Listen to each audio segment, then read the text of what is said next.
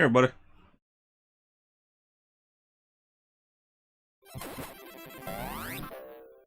Thought I was in a good position. The camera came. I was like, oh no, I've slipped down. We're back with the first of a new segment I want to be doing.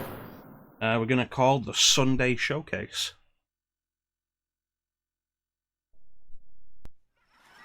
Are you ready, kids? Aye, aye, Captain! I can't hear you! Aye, aye, Captain! Who lives in a pineapple under the sea? So for today's Sunday Showcase, the first one, we're going to be taking a look at Spongebob Squarepants Battle for Bikini Bottom on Nintendo GameCube. Can flop like a fish! Ready? SpongeBob SquarePants! SpongeBob SquarePants! SpongeBob SquarePants! SpongeBob SquarePants! So the way this whole segment is going to work is I'm going to pick one person in the VIP section every week to go through the list on the Discord of games set up for the Sunday Showcase. That person will get to choose a game from the list and that'll be the next game we do. Hey Chansome, how you doing, buddy? It's an interesting thing going back to the older games when they've got previews of the game like this, and the previews are always in lower quality than like the title screen or anything, because they're very clearly FMVs. It's Megumi! Megumi is in time. Doing good? That's good. So yeah, the whole idea of this is every week we'll let someone pick the next game from the Discord. And we'll play the game for one session, see what we think of it. There's the possibility we'll continue later, in a later time, if I enjoy the game enough. But it is not guaranteed. But the main thing with this is just so we can play more.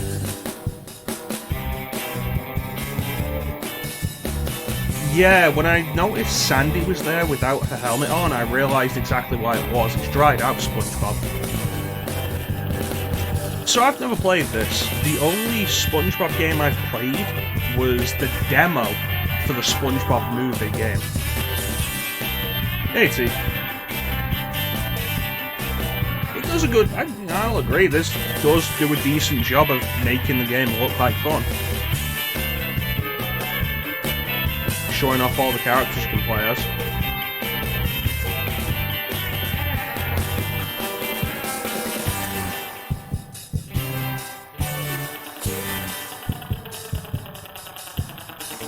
Get a look at how chat is appearing on screen.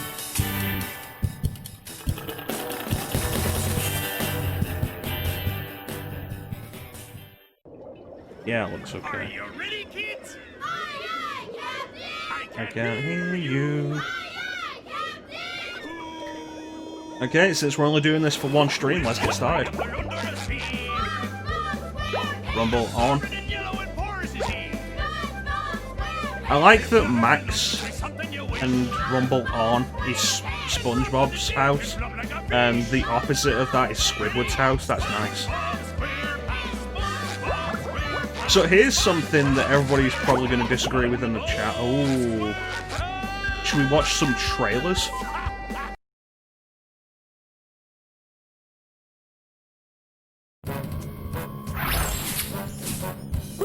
I remember when Fairly Odd Parents was good.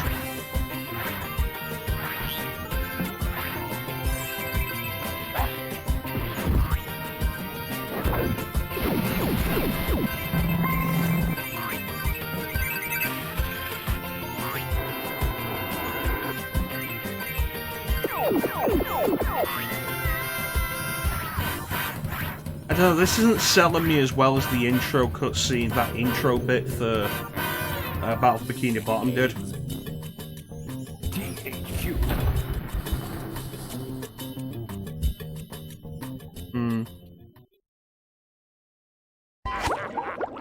Tark and the Power of Juju. Jimmy Neutron. I don't think I've ever heard of this game. All the action. All the gadgets. Half the height. Jimmy Neutron. Jet Fusion.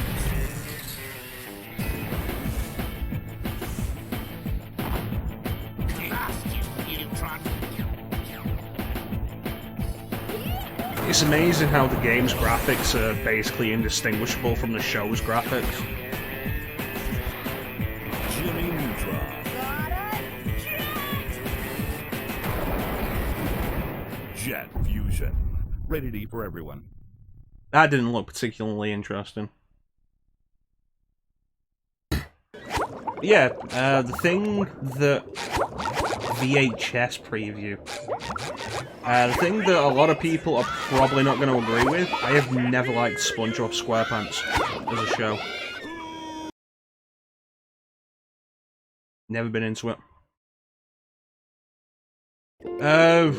Is Jet Fusion the spy character? Because there were a couple of episodes based with him. Today it will be transformed into a theater of pure horror. Oh, this is before subtitles were a common thing in games. Today is the big day. Yeah, then there was a few episodes with that character. Hey, Bane. And if Bikini Bottom happens to get demolished in the process, oh well. With my brand new Duplicatotron 3000, I'll clone an army of robots that will wreak mayhem and destruction at my command. One last review of the checklist. I never liked SpongeBob from the word go. Number 1 is I saw SpongeBob when it first aired. Like way back in, I think, 99 it was, and I was never into it. I thought it was annoying. Meanwhile, I was quite into Fairly Odd Parents, but that got absolute garbage after a while. What do you think you're doing?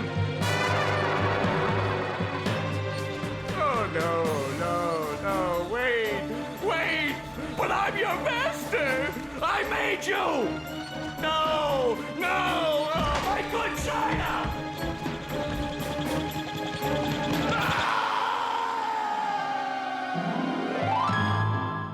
You know, chances are, with the way my sense of humour has changed over the years, I'd probably be more into SpongeBob these days if I sat down and watched it. Only I keep getting the racehorses and the robots mixed up. Wouldn't it be great if we had real robots to play with, Patrick? I'd name mine Robo Jr. or Zorlon or maybe Frankie. Yeah, these unreal robots are getting boring. Hey, what if we put What happens to the robots Megumi? in here? Oh, how shellfish of you. It's not just any shell. It's my magic wishing shell. Wow, that's great, Patrick. So we put the toy robots in here. Okay. Oh, Say you did the nice magic thing. wishing words and shake the magic wishing shell. Okay. Then we go to sleep, and in the morning, we'll have real robots to play with! But, Patrick, aren't we going to say the magic wishing words? You already did! So, okay is the magic wishing word? It used to be Alakazam. If they're in good condition, and chances are, like, giant SpongeBob pillow plushies probably cost quite Are a you bit. sure this'll work? Sure. You could have probably sold them, but Last giving them week, away I to only kids had who one big cookie enjoy crumb. them I was is like a really hungry. nice thing to So I do. put my cookie crumb in the magic wishing shell, then I said the magic wishing word and shook it, and in the morning I had lots of little cookie crumbs! Patrick, I proclaim that tomorrow is going to be the best day ever. Good night, SpongeBob. Good night, Patrick. The next morning. Gonna play with robots, gonna play with robots, gonna play with robots, gonna play with... Wow! Gary, did you do that?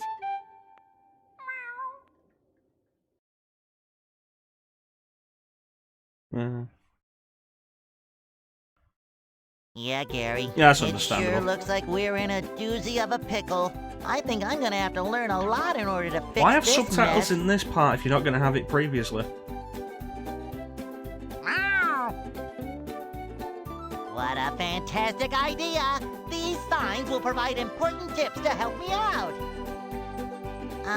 How do I read the signs? With your eyes, Bert.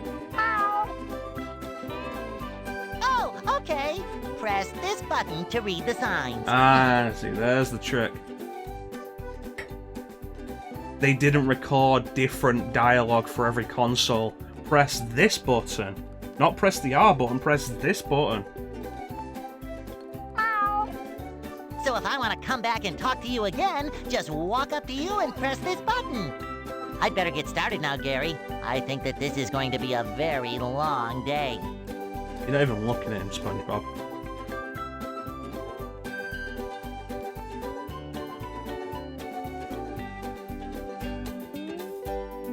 Oh, no. We have to change that. Oh, no. Why? Why would you... The camera options are inverted.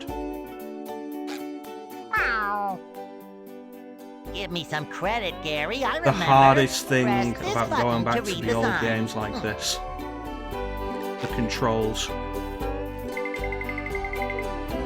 Breaking news! Bikini Bottom residents have been attacked by a raging torrent of robot horror! So much for fixing this quietly. Authorities are not sure who is responsible for unleashing the mechanical menaces, but they have assured us that the person is in big trouble. Uh-oh.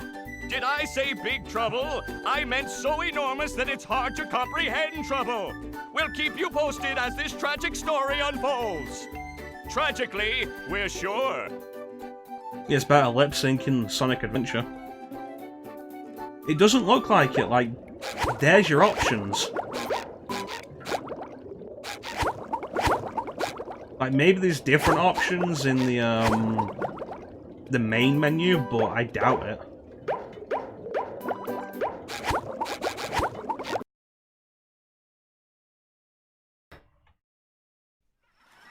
Are you ready, kids? Oh god, that is a low resolution. I was not paying attention to that previously.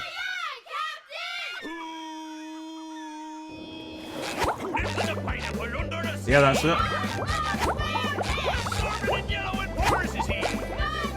We're gonna deal with old inverted camera controls.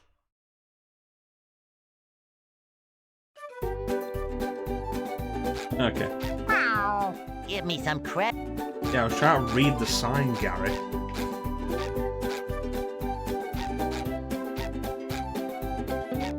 Give me.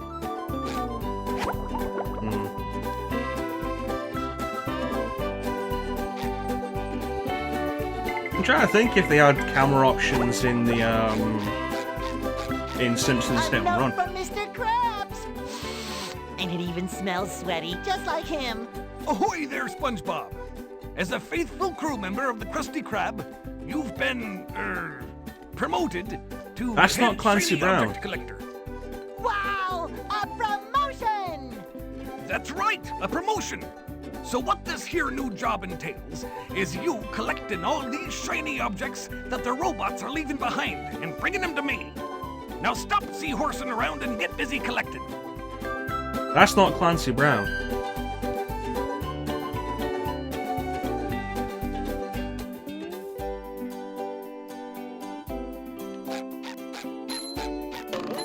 That's not even a good imitation. Like, there's nowhere near enough gruff to the voice.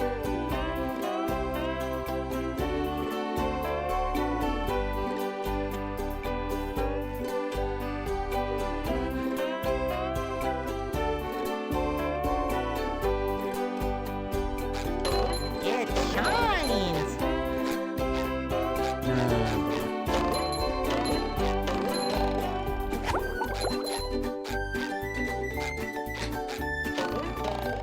You know, I would have thought if you're gonna license SpongeBob Squarepants, you're also gonna get the voice actors in for it.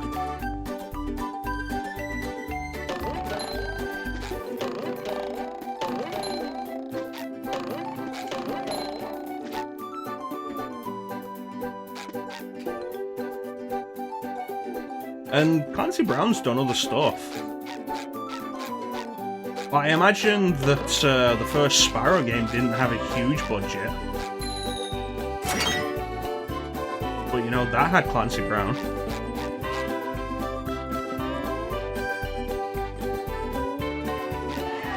Okay, so golden spatulas are basically the stars of the game.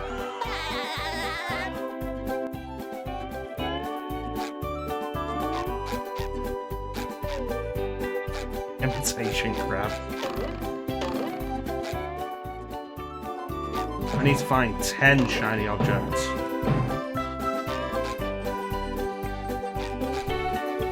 You know, it would sure be nice if I could read this sign. Give me some credit, Gary. I remember.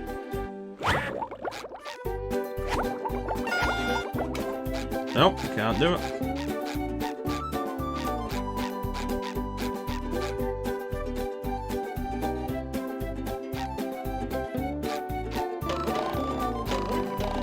You know, I'll give it credit, it controls pretty well.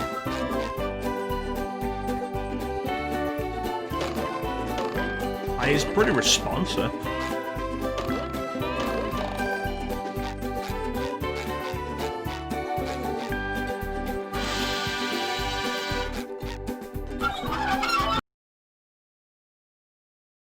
Broken sign.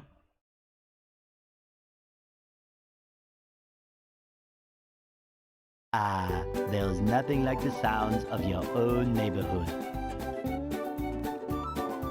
Go away, SpongeBob. You're polluting my thinking space. Oh, that's not nice, Plankton. Trying to steal the Krabby Patty formula again, eh, Plankton? Well, you won't get away with it. There was something really funny about that. The fact that SpongeBob's not even looking at Plankton and that his mouth flaps are just... So he's just there like... Ah, blah, blah, blah, blah, blah, blah, blah, blah. And there was something really funny about it. I've got bigger fish to fry. I've got to figure out how to regain control of the chum bucket from those robots. Oh boy, that sounds... Where did they come from? Where? I don't know. Not for me, though, that's for sure. They just showed up out of nowhere and started calling me rude names and throwing things. They even bent all my spoons. I love those spoons like they were my children. That's terrible.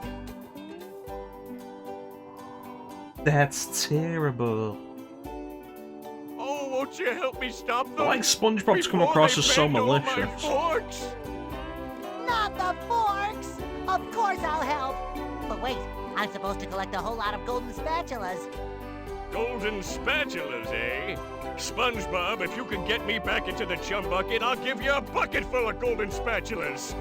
In your dreams. You've got a deal. So the character animations didn't get much effort.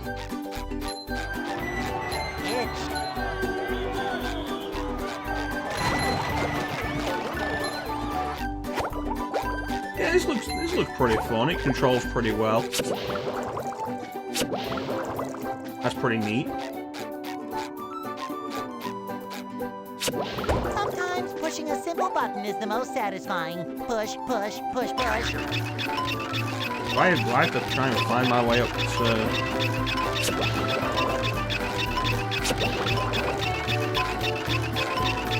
SpongeBob, this flapping robot crisis is making the Krusty Krab lose money like a sinking ship.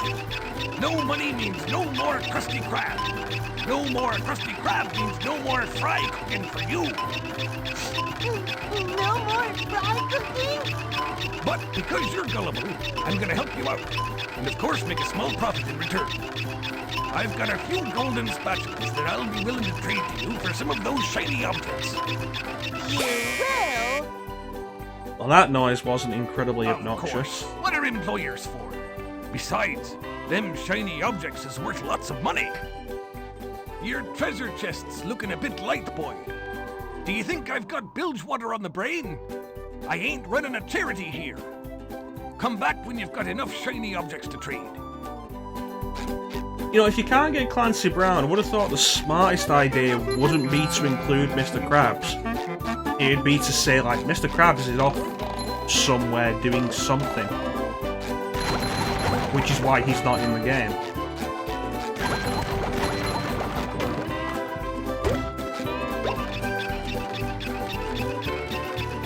I would have thought that'd be more reasonable.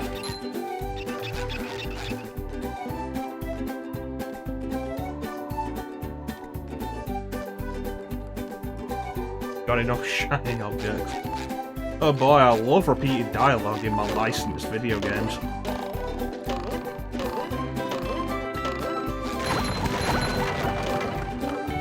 Sometimes pushing a simple button is the most satisfying. Push, push, push, push. SpongeBob's only gonna have like 5 dialogue lines, isn't it?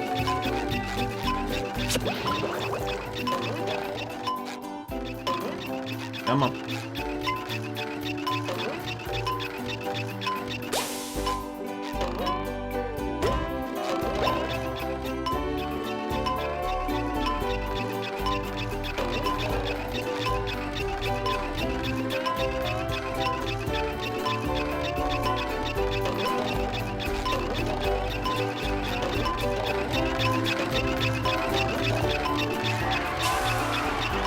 I got a golden spatula, I think.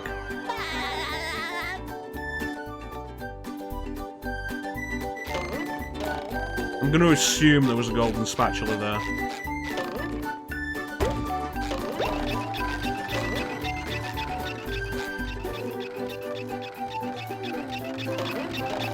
There we go. How's everybody doing today? I know it was Chansum. The thing pops up at the top. Now I can wear 4 pairs of underwear. This is great. Just kind of weird that they have one specifically in a place where it's the camera's obviously going to get blocked. This is what Squidward's up to. First, those stupid robots ruined a perfectly relaxing mud bath this morning, and now you show up. Can my day get any more dreary? Ooh, photos. I am so sorry, Squidward. Patrick and I were just playing a game and... Oh, I correct myself. I should have known that whole robot problem involved both of you. Well, either those two or Plankton.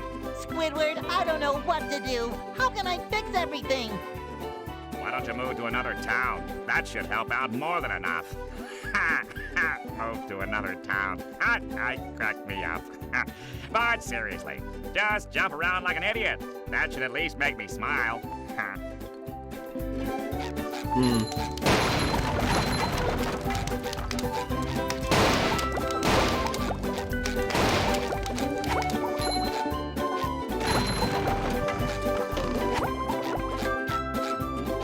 You know, I don't feel bad for ruining all Squidward's stuff.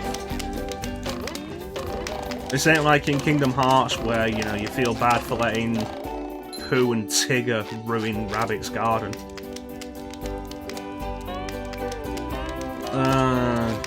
Give yourself time off without permission and now you're paying for it.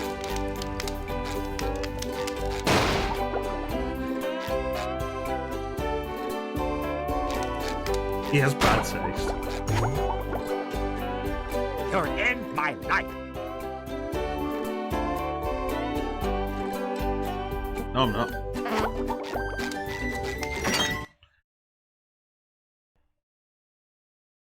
It seems pretty fun. I could understand why this would be a cult classic loved by people who played it in their youth. Not like Simpsons Hit and Run, which aged very poorly. To give you a bubble hand. Bubble buddy. You see, you're going to need to learn some new bubble-blowing moves if you're going to journey to the 9th dimension and defeat the giant monkey man. I'm sorry, what? But all I need to do is figure out how to get rid of these robots. Oh, yeah, sorry. I've been in the soap bottle a little too long. Where were we? Something about new bubble moves. Right! Press this button, and you'll launch yourself straight up in the air with bubble power that defeats anything that is directly above you. Try it out!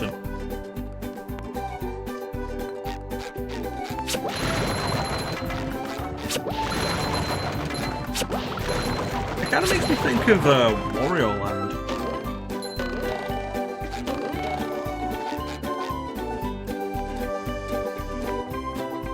Yeah, it makes sense. It is in character for SpongeBob to ruin Squidward's day.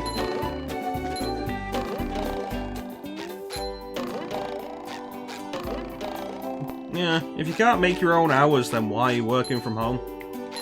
Fair point, Bane. I think everybody looks kind of odd in the graphics.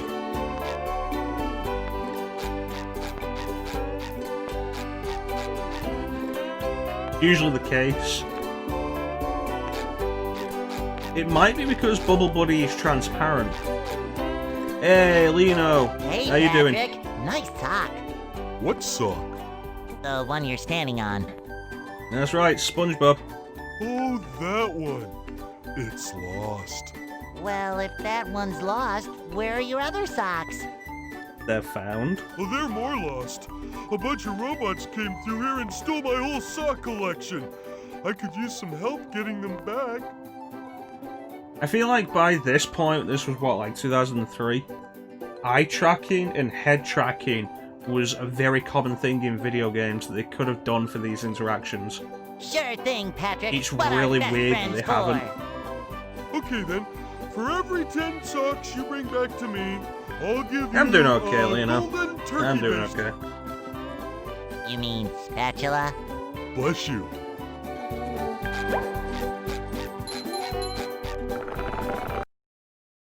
Oh, the rock doesn't even open.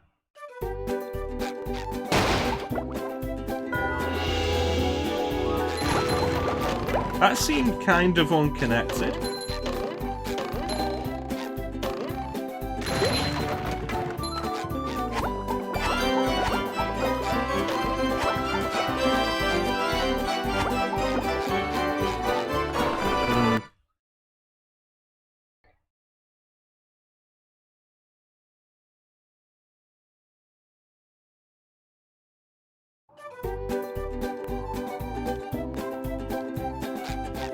I think we're almost done exploring this area.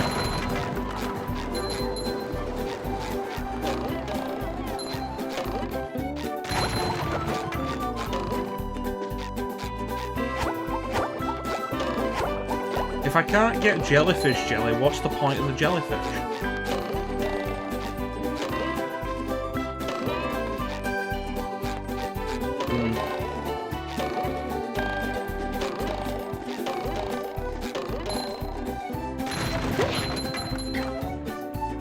Anyway,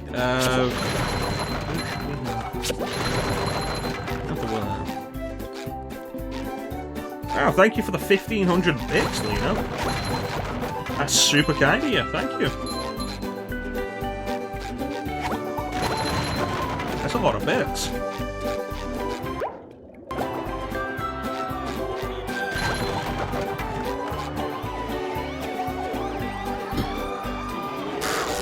Ah!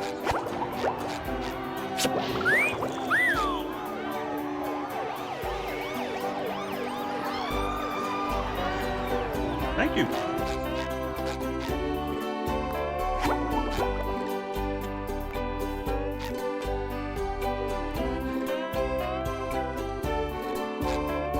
Am I wrong, Bane?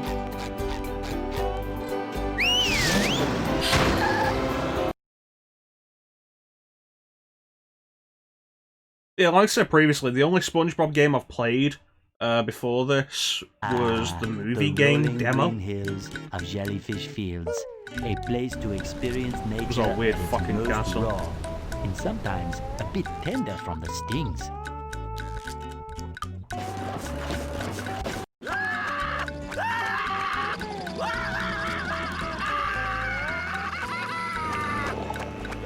You'd think with 4 legs he could run faster.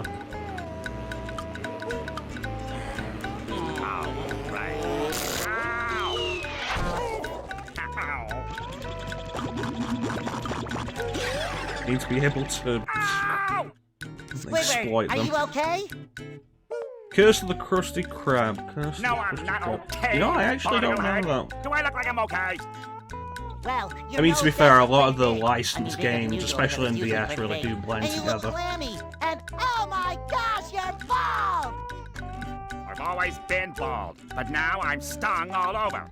He's bald. Well, according to the Jellyfisher Field Manual, severe jellyfish stings can be treated effectively by applying a thick layer of king jellyfish jelly to the affected areas. King jellyfish? Has anyone played the remake of this, Rehydrated? Well, I guess you're off to scale Sport Mountain and die a horrible death under the vicious tentacles of pig jellyfish. I'll stay here. Like, did Balled up here if you in had, like, did they excruciating improve the pain. animations of this at all? You do that! Don't worry, Squidward. I'll bring back that king jellyfish jelly for you to rub all over yourself. I'm sorry, what?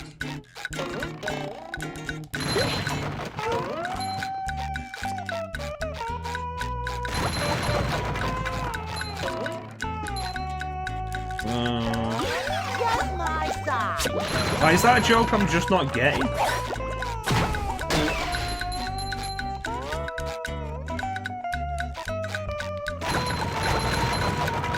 Like that bit in Simpsons Road Rage when you finish a level and Krusty pops up and is like, hey, your rating is, and then a completely different voice dubbed over him. Insane. Which is a reference to how Krusty is pretty lazy. He'll often just have something dubbed over for different things.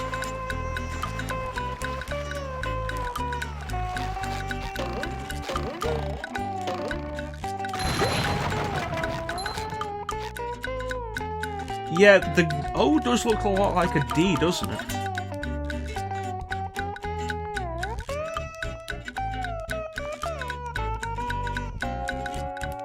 Yeah, this is God. SpongeBob and Patrick can't swim.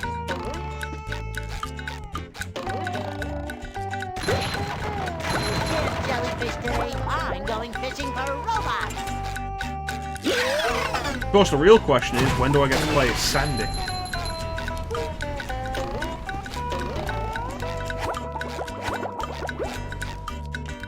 Yeah, the font's not great. Isn't it the standard SpongeBob font, though? Like, they actually have that font in the show.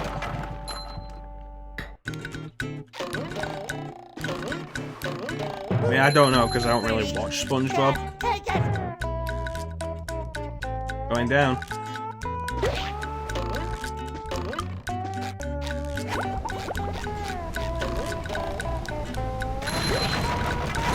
Defeat wooden teeth.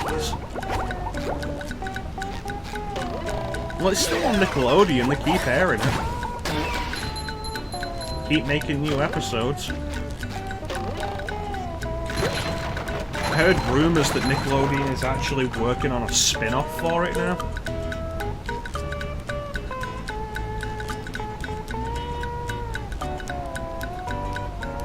Fucking nice. You never outgrow the best cartoons. That's why you can still watch The Simpsons. Like the good episodes of The Simpsons. Am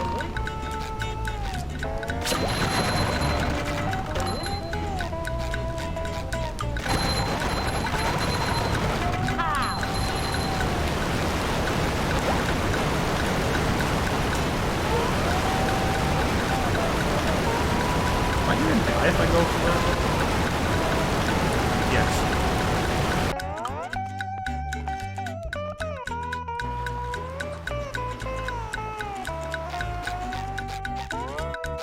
Everything just respawned. And they've got more shiny things in them, so I have to break them all again. There's a bunch of good cartoons like that. I watched Freakazoid for the first time a few years back, and Freakazoid was great.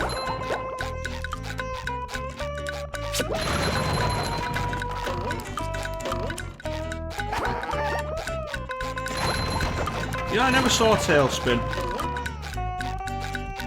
I never saw much of the old Disney cartoons.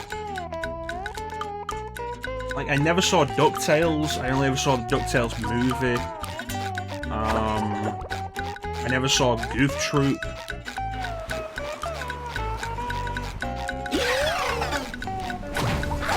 I saw some of the Aladdin cartoon and some of the Hercules cartoon, some of the Little Mermaid cartoon. I the Disney cartoon I saw most of was probably Kim Possible. Static Shock was good. Bane always offended.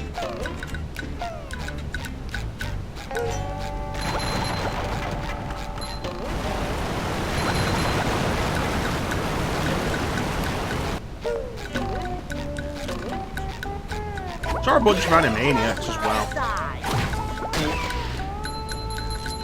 Yeah, I remember our Real Monsters.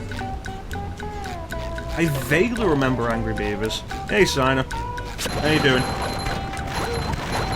It's like, I saw some Animaniacs, but the main thing with Animaniacs is I only really saw enough of it to know that's where Pinky and the Brain came from. I saw way more Pinky and the Brain than Animaniacs. Down Chicken, Rugrats.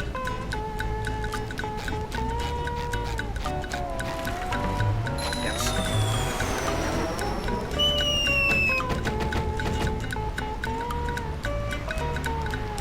Yeah, man. I'm not gonna tell you not to skive at work if you're watching the stream. This is a checkpoint. It says checkpoint.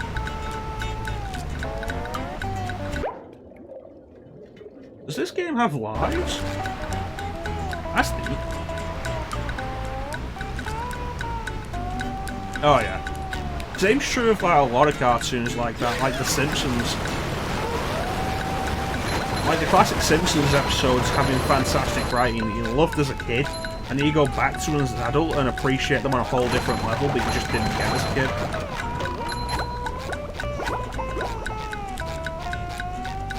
But this game doesn't have lives, that's great. I mean, it took Sonic at least another 10 years after this to stop having lives.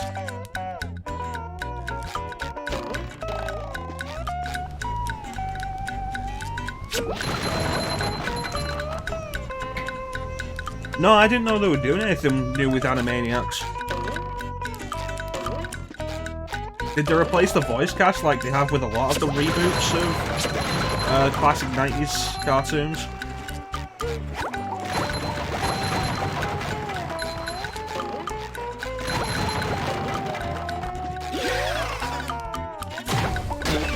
Powerpuff Girls was good. Oh, that's good. Keep that cast.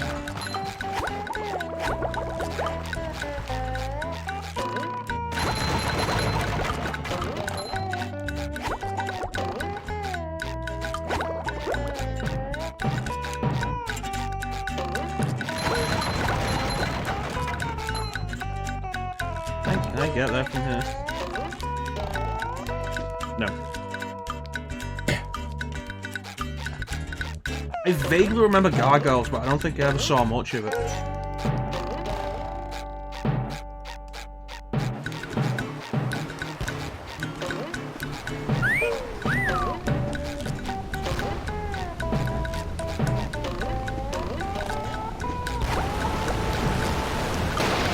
Not even anybody on that cannon. Hey, Gary, what's shaking? Ow! How did you get out there? Wow! A bungee jump for a golden spatula! I must be in heaven!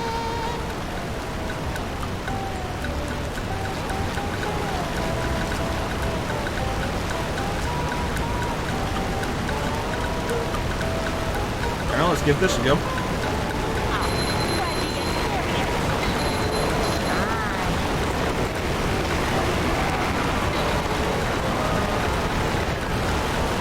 Did I get all of them? Is that there were 3 sets? Yeah, it looks like I did. I didn't know Dumb and Dumber had a cartoon, but I remember the Mask cartoon. With that one, the one dude whose bodyguard was a giant robot.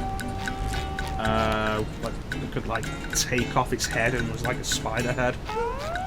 Which the Batman the Animated Series ended up basically copying that with Mr. Freeze later on.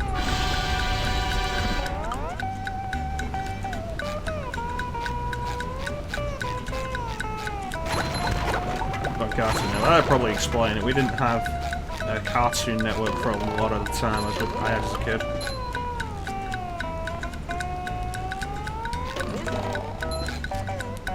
I know what Gargoyles is. If I can find somewhere to watch it, I'd be into that. Unless that's a link to somewhere to watch it.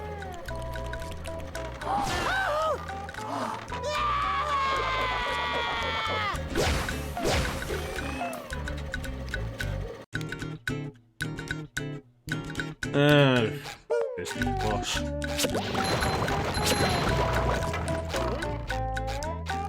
At some point, I'm gonna go for the free trial of that and like binge stuff. I'm gonna binge like The Mandalorian, the last season of Clone Wars.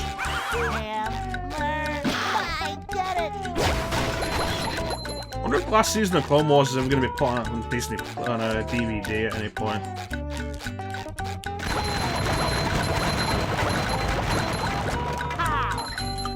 The biggest question with these streaming services now, are we going to get any of the stuff from these streaming services on DVD, or are they just going to keep it locked behind the subscription? I feel like a new sponge. It goes way to fall.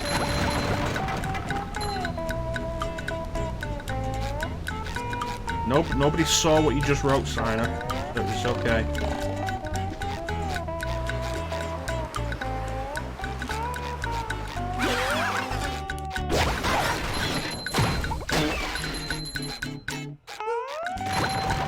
Oh yeah, it's one of your benefits? God damn. Get some good benefits there.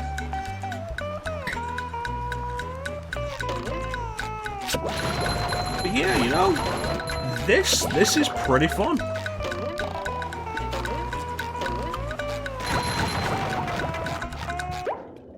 You know what, let me edit this. Because today's game was basically chosen by Megumi.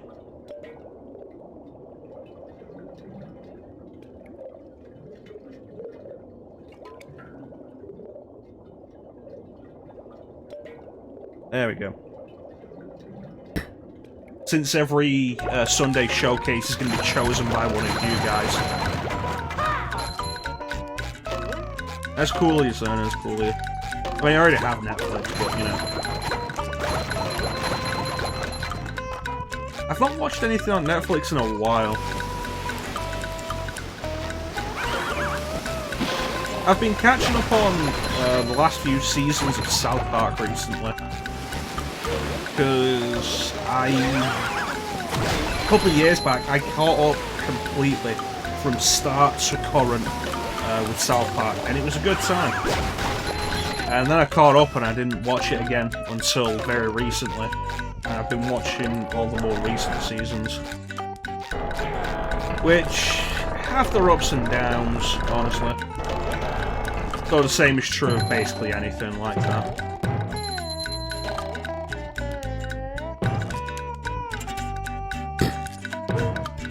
Well, to be fair, Chanson, a lot of things like this get remakes just because they were popular. Although, I can see why it's popular. You know, this is just me being contrarian to you, Chance. I apologise.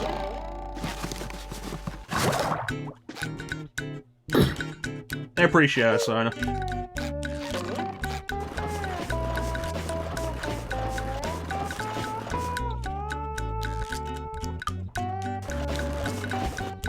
Goes out with a bang.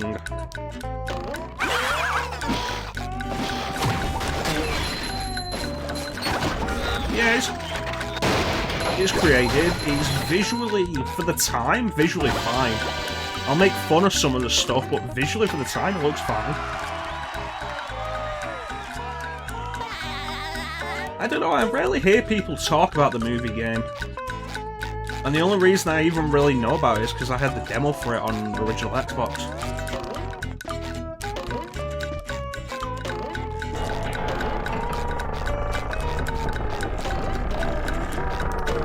The question becomes now, am I enjoying this more than Super Mario Sunshine? And the question that has to be asked: did Nintendo put out a good platformer on GameCube?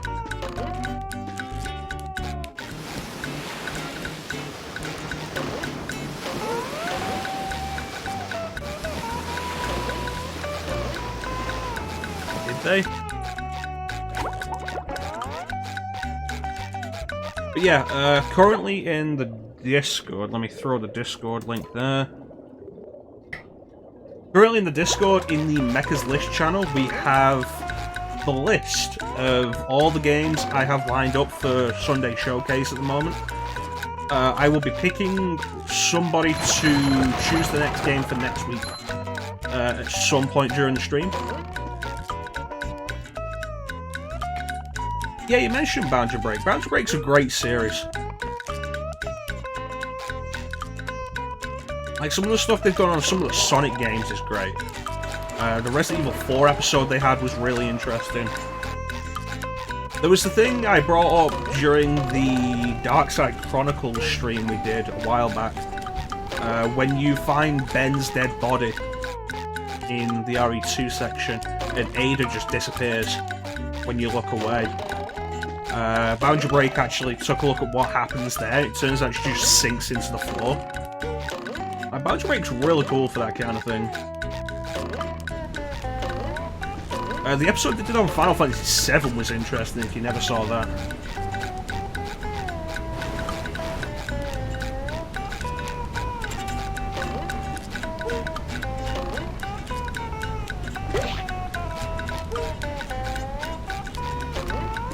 Yeah, with Mario 3D All-Stars having come out now, and people are re-experiencing Sunshine in a lot of cases for the first time since, like, they owned a GameCube.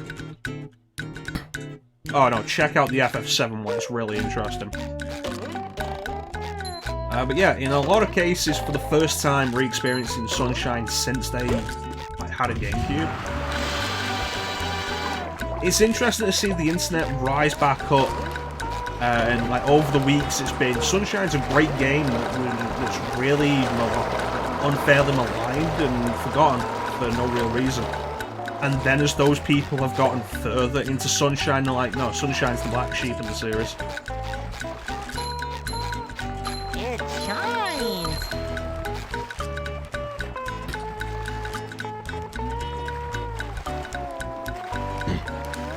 Yeah, Sunshine's water effects look fantastic, and they're done in a very simple way. It's the example of Nintendo doing great work with like, fairly little.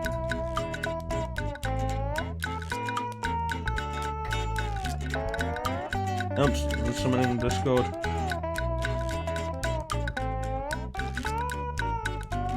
Oh, Lino joined the Discord. Hey, Lino. Thanks for joining us. You can now see all the stupid stuff that we don't post. I need to be more active on the Discord, honestly. Yeah, like, with the emulators, you can turn off specific effects in Sunshine, and, like, the water is just, like, a black surface that's painted. It's not actually transparent. Really interesting stuff. I can see the chum bucket from here.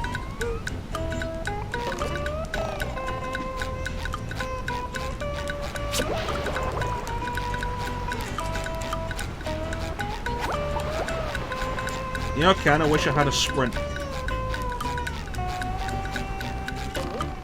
Okay, where's the king jellyfish? I'm on 4 spatulas. Keep you confident. I've been trying to rework my sleeping schedule recently, which is like the main reason I've not been as active in Teak streams recently. Enfant terrible. French for terrible. Just French for bad child. Something like that, I forget what it was. Baby that sucks, that's what it was. I saw that, I reacted to that, it was a good post, Jansen. One day we'll get to Metal Gear Solid 3. Where was the king jellyfish? Look here. MGS3 is going to be a long one.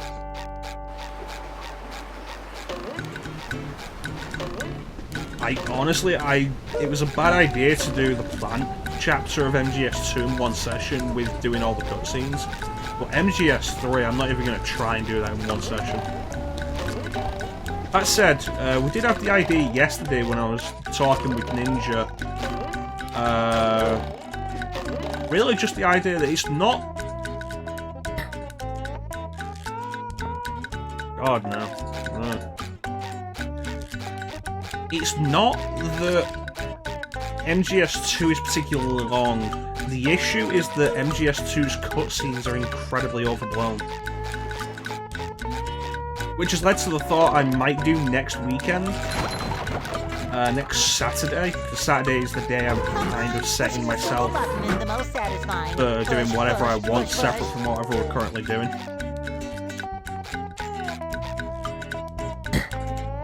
Where I might just do all of MGS2 but skipping the codec and cutscenes. Because I know I can have the game done in about 3 hours otherwise. And that should really tell you just how bloated with cutscenes. It should really tell you how bloated with cutscenes and codec calls MGS2 is.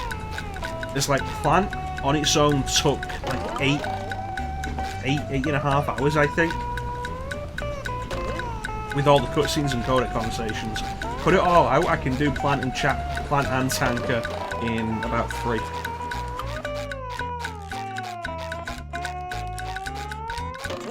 I mean, I say I can do that. Last time I did that was when I was still playing MGS2 quite frequently. I might be out of practice. But I can probably get it done in like 4 hours. MGS4, I may not even charge my controller for that. Some sessions. I need one more golden spatula to get downtown.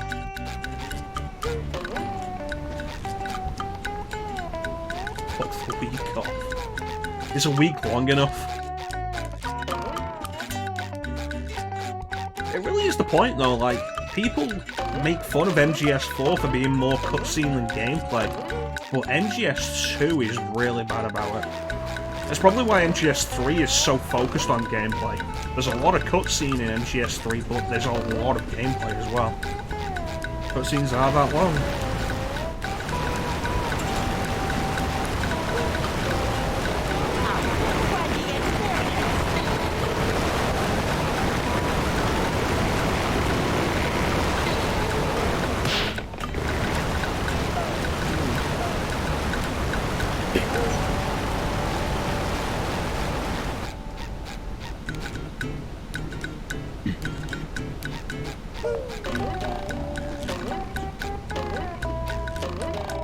Yeah, MGS3, like, part of the reason why it's my favourite MGS, aside from the fact the story stands upon its own and is really good,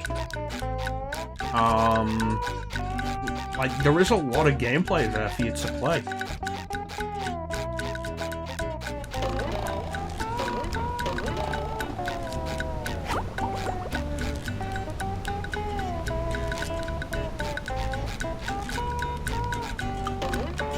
Try and get up there. I got up there, that's where the teleport box is. Alright.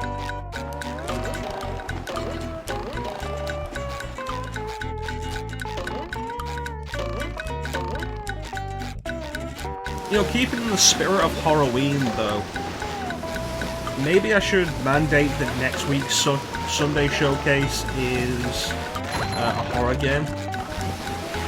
We do have some horror games in the list. I think most of them are terrible, but we have some games in the list. What do we got? Alone in the Dark Inferno's in there. It shines. Which I'm probably never going to do a full playthrough of. Vampire Rain is in there. And the fun thing with that... The fun thing with Vampire Rain that's in there is it's the PS3 version, Altered Species Vampire Rain, which came out after Vampire Rain on Xbox 360.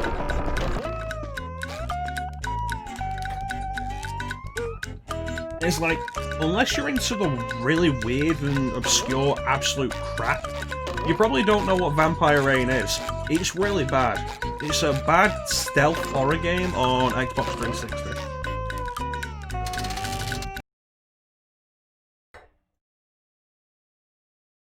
Altered Species is the enhanced edition that came out on PS3 afterwards. Mermaid Man, I have all your comics and toys and mail.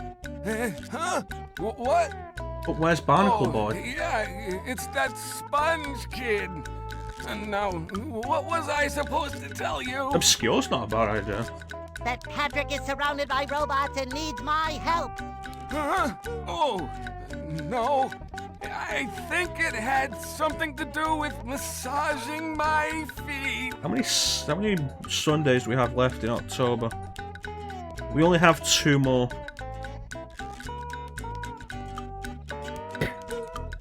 Well, if massaging your feet will save Patrick, then massage I must.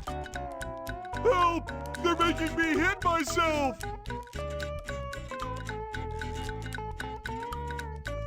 That's not Mermaid, man. Massaging your feet isn't working. I think I'd better try a more direct approach. We've got 2 Sundays left in October. By clipping my toenails? Here I come, Patrick! You know, I think I heard something about that, Agumi.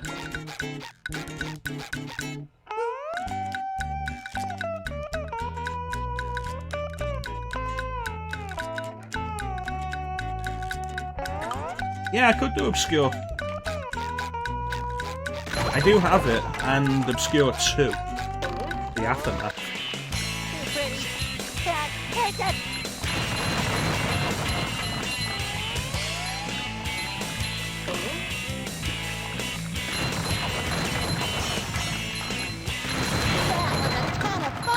I should do it again sometime. That was actually kind of fun. Yeah, it's a shame to hear about how the voice actor died. Did they replace it with a sound-alike, or has he not appeared in the cartoon since?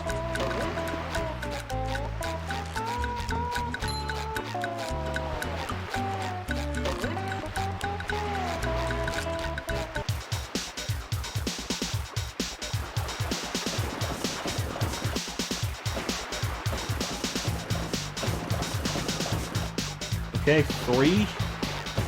Let's go take him out.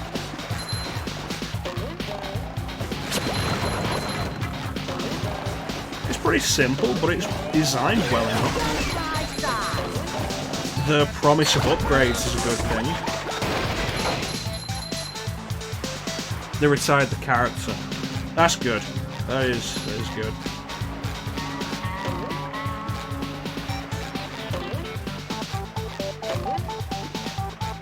It makes me think of The Simpsons with that kind of thing. Like when Phil Hartman died, they retired his characters.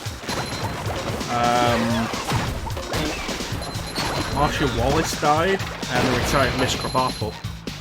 When the voice actress for Lunch Lady Doris died, they retired her character, but they brought her back in more recent years.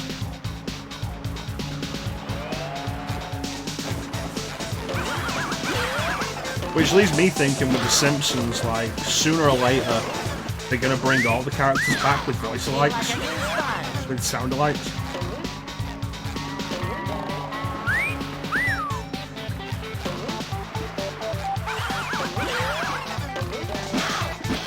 Okay, you guys again.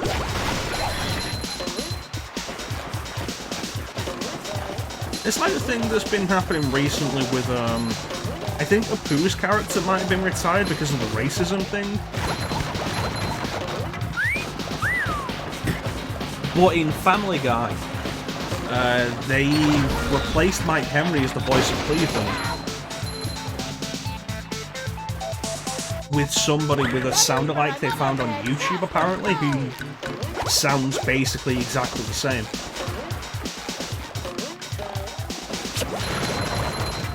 You know, the only difference is the new voice actor. And it becomes a question of, like, one, what was really the point? And 2, like, how does it really matter? His voice is in this game.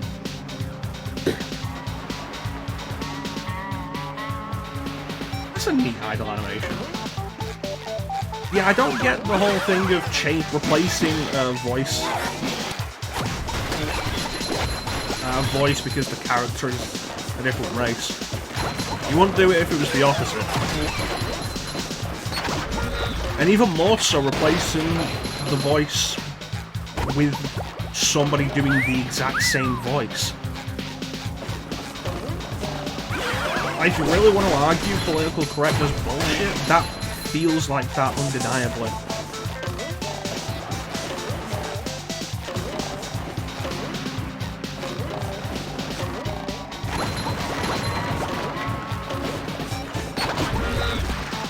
It's kind of like when they had the whole thing of killing Brian off in Family Guy. Sometimes pushing a simple button is the most satisfying. And then brought him back push, 3 push. episodes later.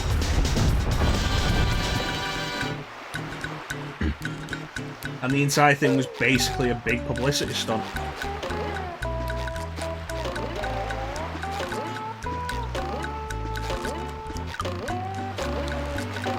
Hey, SpongeBob! Whew, thank goodness you're safe, Patrick. Are you even in danger over here? Well, of course, SpongeBob. Why wouldn't I be? Well, the robots and the... But this whole thing, especially with replacing Mike Henry with Sound Alike for Oh Cleveland, yeah, I found this for you. I don't know what it is, but it looks important. makes me think... Thanks, Patrick. I tell you what, all that running around has left me pooped. Why don't you continue on for a bit? Okay.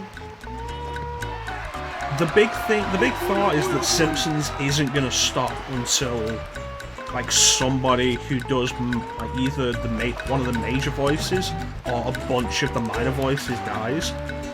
And with that kind of thing, I'd be very surprised if that actually stops The Simpsons. I fully expect, like, if Dan Castellaneta heals over and dies next week, I fully expect Fox to just get a sound alike.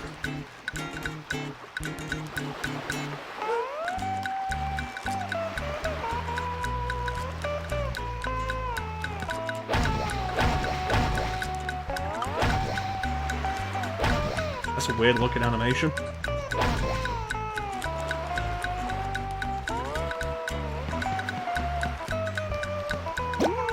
Up we go! Yay!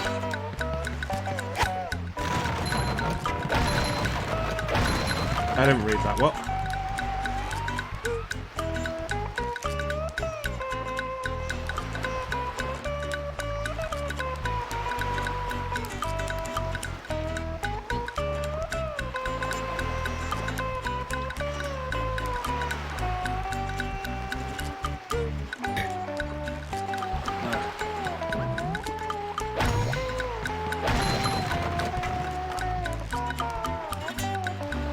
Cool.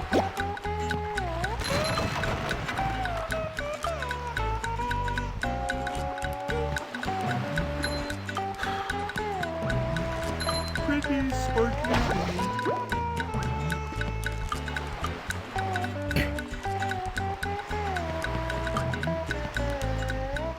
You know, the whole thing with replacing Cleveland's voice actor really begs the question of how really essential Cleveland is to Family Guy in the first place.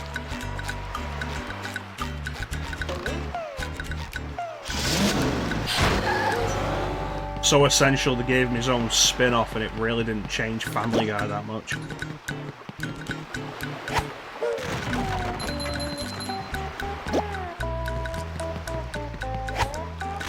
Ooh, present in every one.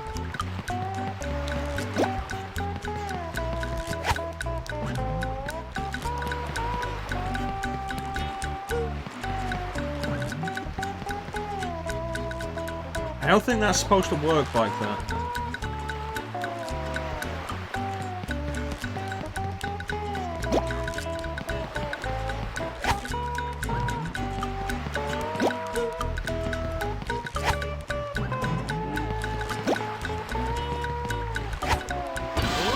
like you get a decent amount of time before the fruit wilts.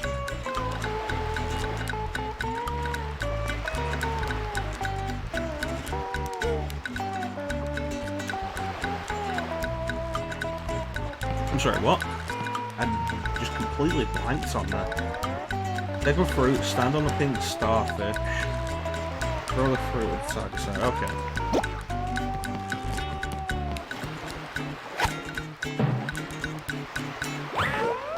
I wouldn't have thought the fruit was that heavy.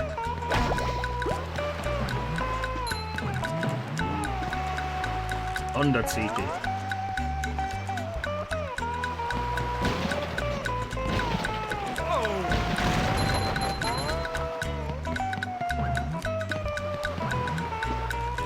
Yeah, this is pretty fun.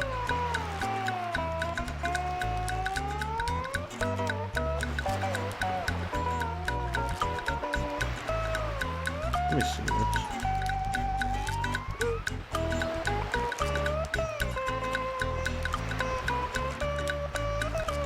Going fast. I thought the R was hovering over this, and I was like, what can Patrick use these for?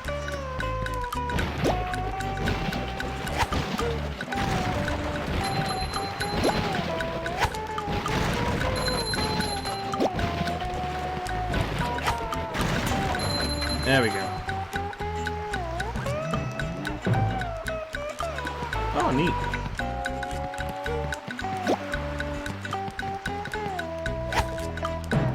Yeah, I can definitely see why this is well loved by a lot of people. I will say though, like, if you haven't been back to Simpsons Hit and Run in a long time, like, don't go back to it because it doesn't hold up. Rock is talking to me. Almighty Rock, I am at your command. Down here, you big pink lummox. Oh, hi there, Mr. Plankton. Are you going to vaporize me today? So very tempting. Unfortunately, I found myself in the undesirable position of having to assist you. I was in an undesirable position yesterday, and now my neck hurts. Heed my words, my large future minion. Go into Jellyfish Cave. Follow the instructions on the signs that you see. You know, actually, speaking of Simpsons games, the Simpsons game for PS3 is on the list. Well, then will you vaporize me? The list for Sunday Showcase.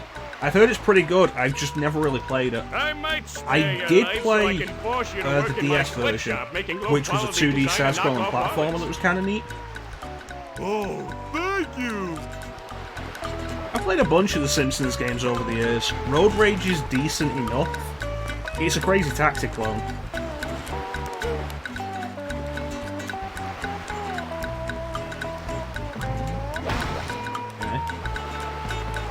Crazy Taxi clone, it's decent enough. Hit and Run was well loved back in the day, but I don't think it holds up.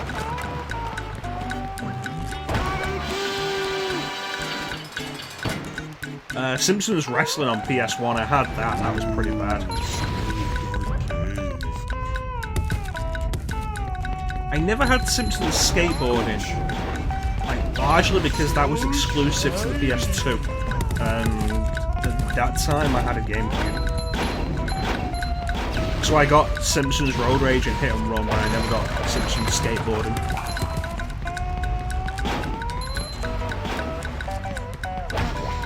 I would have though, if I could. I did want Simpsons Skateboarding. I didn't know it was actually really bad. Not at the time.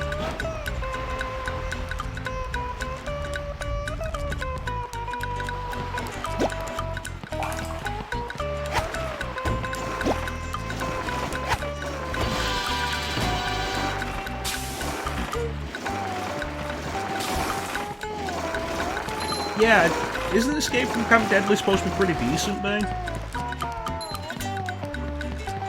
Like one of the few Simpsons games from back in that period that was actually any good.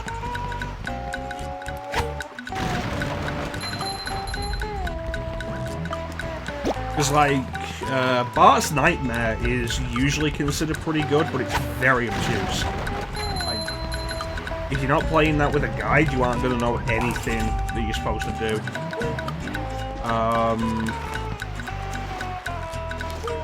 It's okay. It's good. We'll check it out sometime. These spikes are very pointy for a kid's game.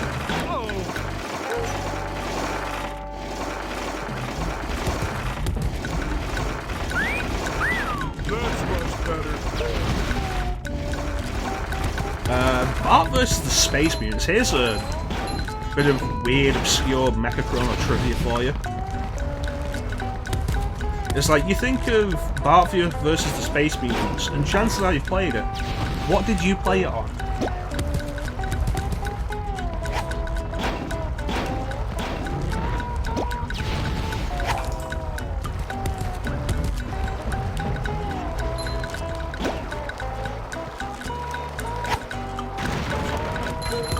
Chances are you didn't play it on the same system I actually played it on. God damn it, Bane.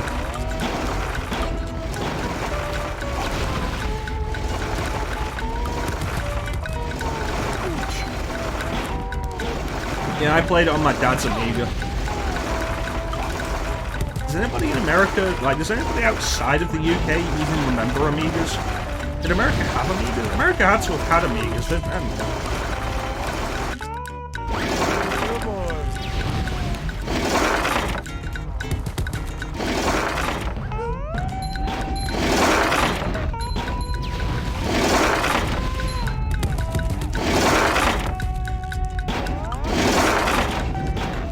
Amiga was Commodore, wasn't it? And America had like the Commodore 64.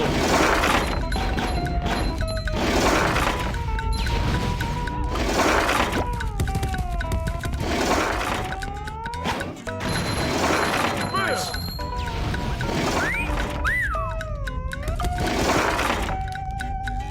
See, you're probably old enough to know. I say in a way that could be easily misconstrued as like, Teak, you're old. And I don't really mean it that way.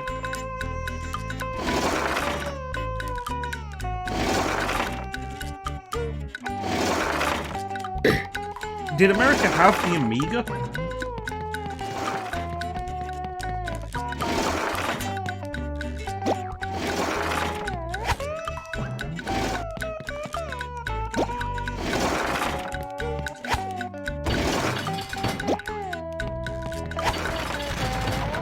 There we go.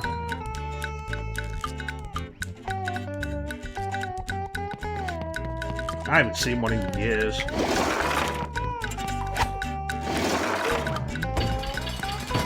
The way things are at this point, I think Amiga now, and I think more of the Amiga the Amiga CD32 for whatever horrible reason.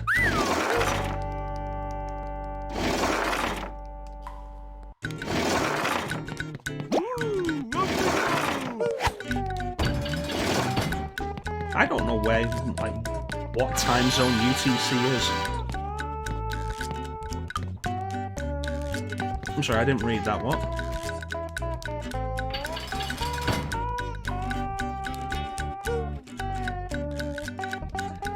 That sounds all well and good, but it doesn't feel accurate enough when I'm throwing them to get one on top of another.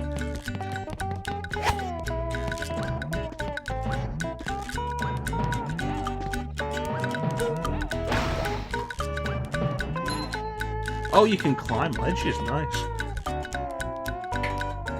Way back in February. Oh, okay, sweet. Oh, it's hard to say, that's good. I've played, I think, all of the Simpsons games that were on Super Nintendo through emulation. And I don't think any of them were really that good. I have played Krusty's Super Funhouse.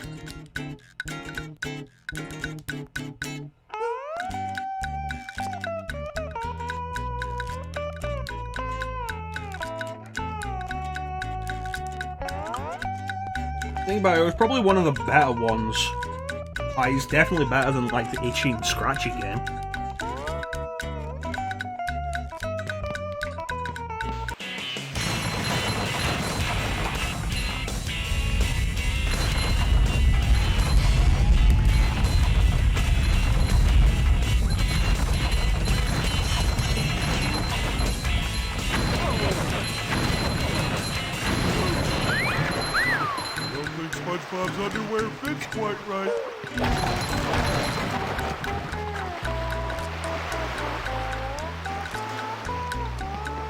leaked.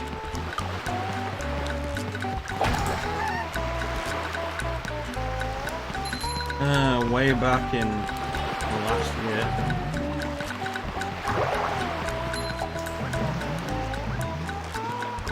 I think Bane was like one of the first followers. Let me check the follow list.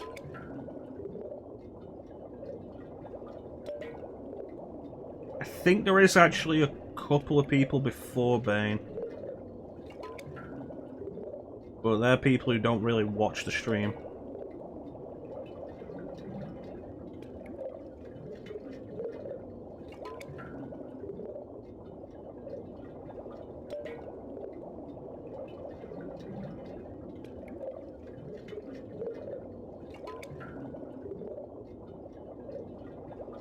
Yeah, there's one person before Bane.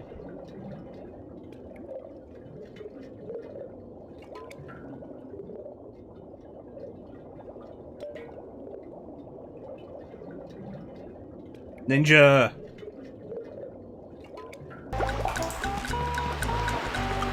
How you doing, Ninja?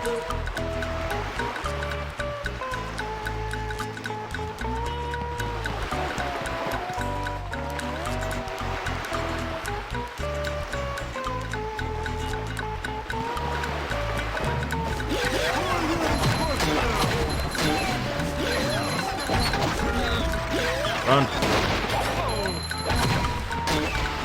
You know what? I should try out the freezy fruit.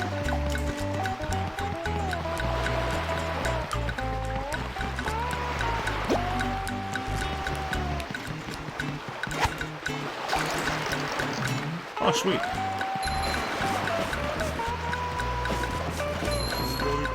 You know what? I'm expecting a bunch of these mechanics to be actually kind of bad, and they're not. Like, this game actually does a lot of this pretty well. Better than I expect.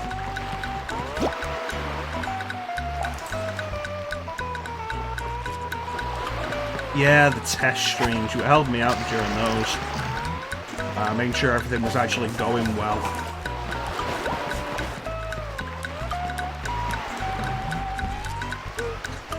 Almost 2 minutes.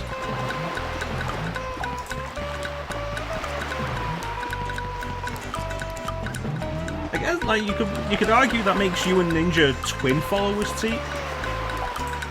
But Ninja is the older follower.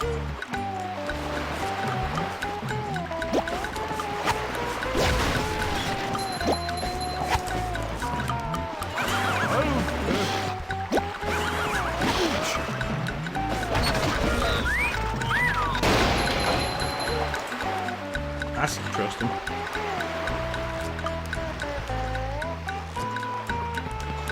Oh, the laning's going well, Ninja. Like 2 minutes. Like twins. Just like real twins.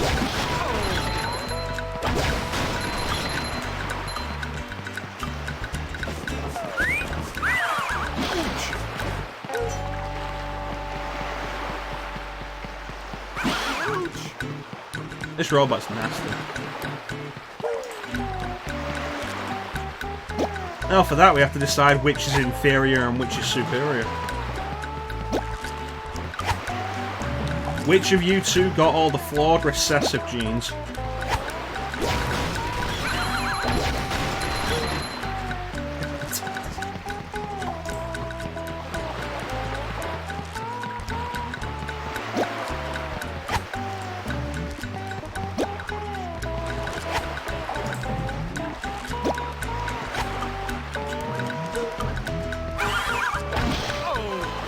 Damn it. Hey, what just happened? Yeah, no, I've got to give props to this game, especially for the time it came out, for not having a life system. So many games, even at this point, still had life systems, even though there was no real point or purpose to them.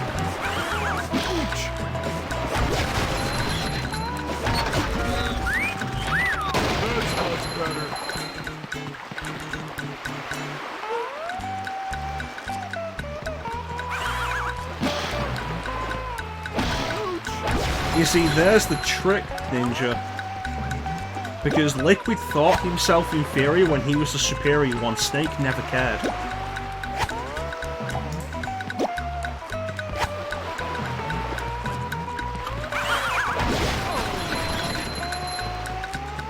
You know what? I'm just gonna leave this.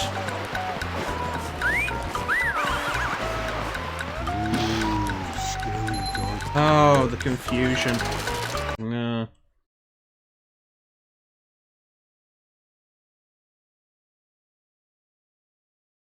Ahoy there! Squidward tells me you're looking for the king jellyfish.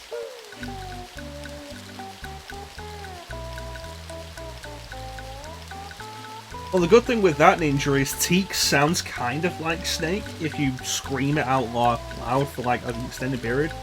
Like, Snake! Teak! It could work. Yes. Good thing, too.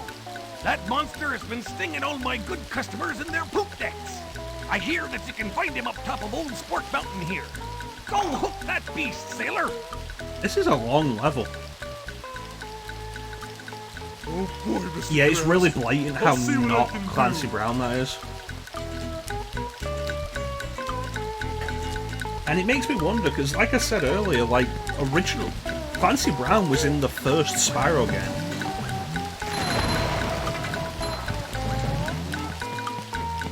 Like, they forked out for Clancy Brown in the first Spyro game, but not for this.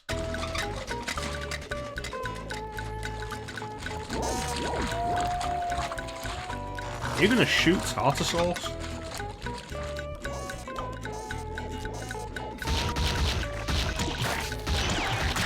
Just a picture of a squirrel. Couldn't even get Clancy Brown. You know what did get Clancy Brown? Superman Shadow of Apocalypse. Which I might do a showcase on one day.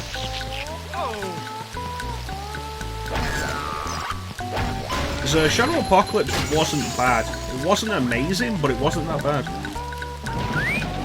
And it did have all the voice cast from the Superman animated series, except Michael Ironside.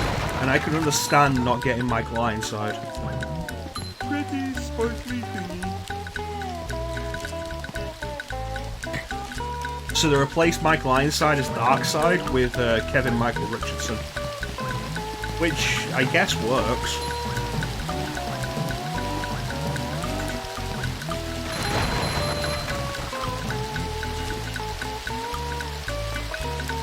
No, not Superman 64. The only voice actor I remember from Superman 64 was Brainiac, which was Corey Burton. The interesting contrast... Oh, I didn't realise this was a dead zone. The interesting contrast of, like, Corey Burton doing Brainiac and Corey Burton doing Christopher Lee. I say Corey Burton doing Christopher Lee rather than, like, Corey Burton doing Count Dooku because he also played Diz in at least one of the Kingdom Hearts games.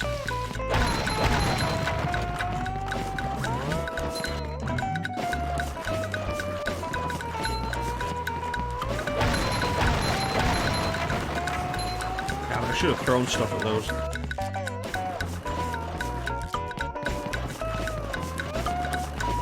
Hey, Mrs. Puff. Oh, Mrs. Puff. Hello, Patrick. I've got a job for you to do. You tweaking out. Oh boy. I found a golden spatula, but those robots out on the island stole it and threw it into the lake. If you can figure out how to get it back, you're welcome to it. Okay. Show enough, Mrs. Puff. I don't know.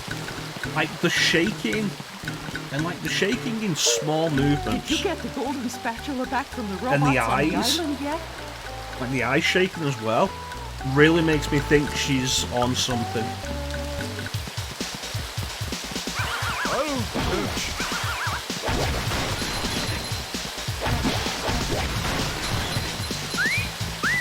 So is this just a gauntlet?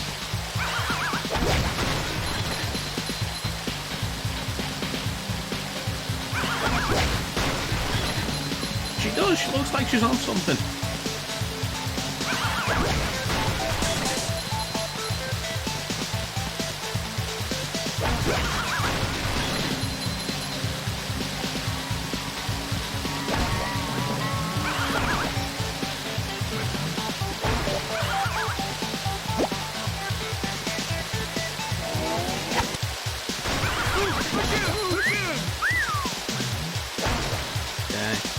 What do I want to throw this at? I've gotta have to throw this something.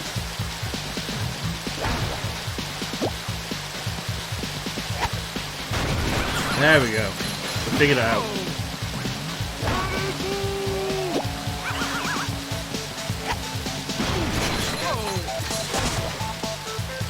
These robots are pushing it.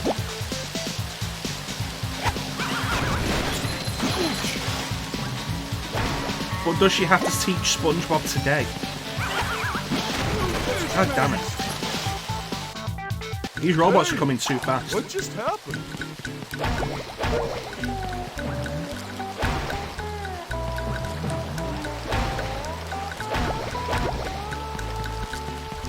Try that again.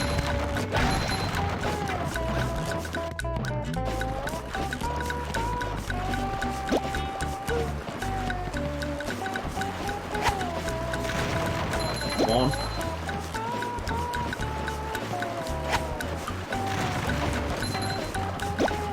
Well, we're not getting all three now.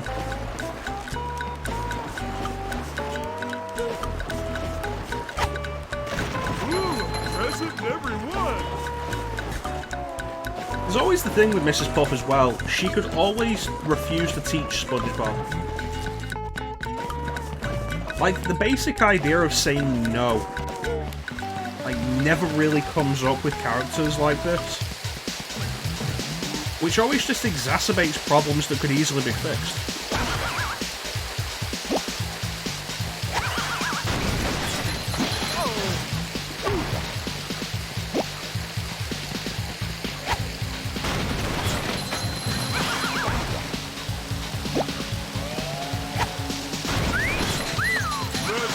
It worked faster this time.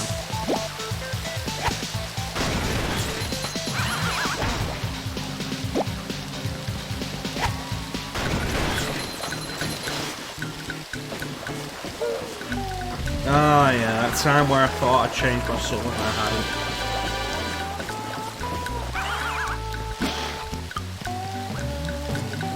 Oh, that's the last gold spatula I need. Now I can get to downtown. Yeah, honestly, if I had this... Oh, wait, no, I already had one. That's good. If I had this as a kid, even with the whole thing of me not enjoying SpongeBob, I would have probably enjoyed this game. This is a fun game.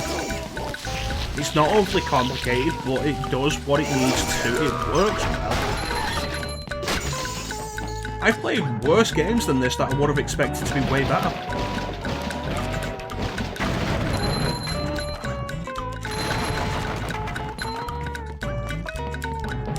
I'm gonna guess there's probably not that many levels in this with how long this level is.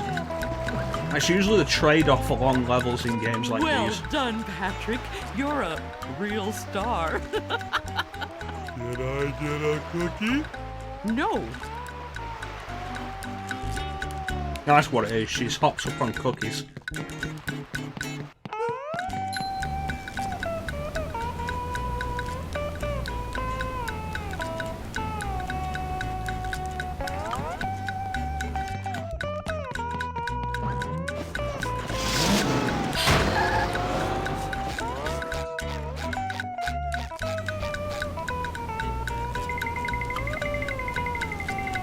She ate all the cookies.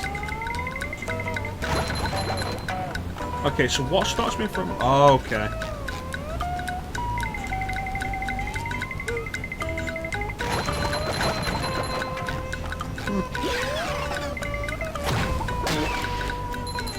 Cookies laced with crack.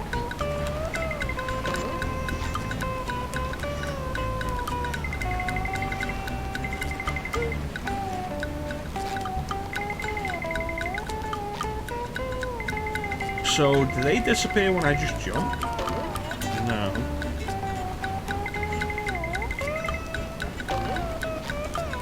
They disappear when I move, though, so how do you get that?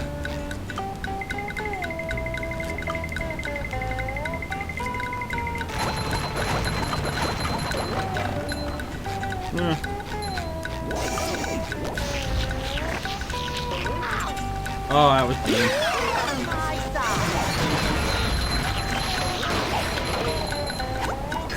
They can fire tartar sauce really fast.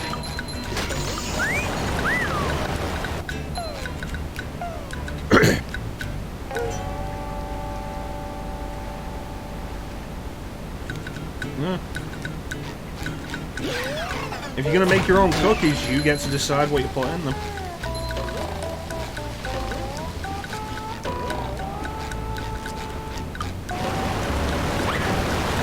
Let's be fair, not everybody's down with smoking.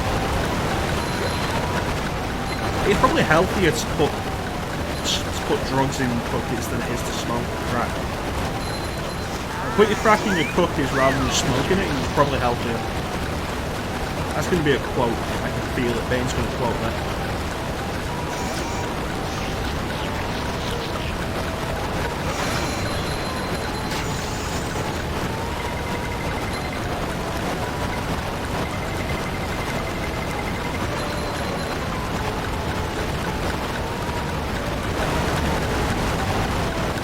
That waterfall's really loud.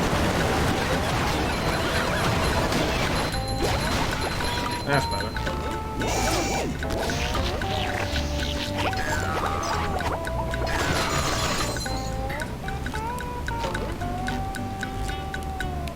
Yeah, that's too big.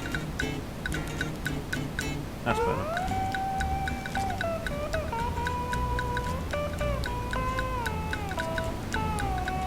Okay. Just waiting for Bane breath.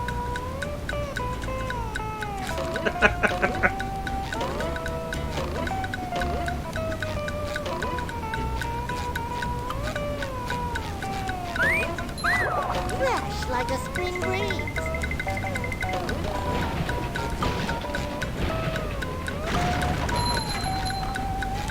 Yeah, I quite like this. This is fun. I don't think we'll come back to this for more at a later period.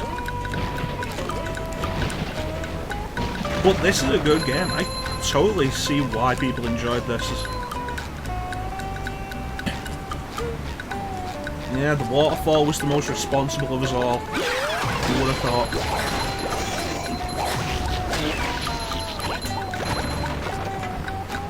That's probably a good plot, actually.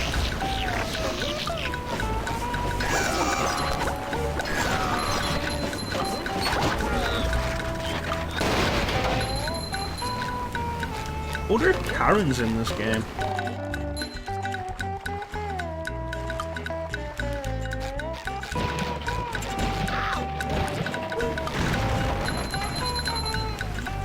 I mean, the opening had Plankton in the chum bucket, but it didn't show Karen.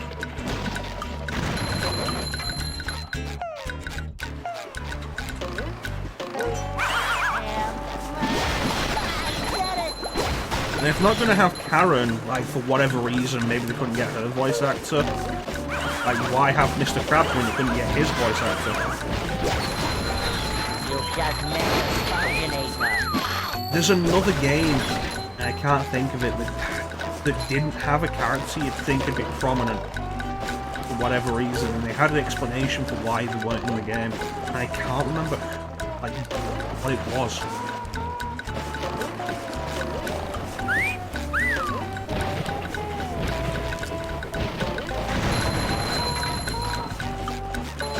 It's gonna bother me now.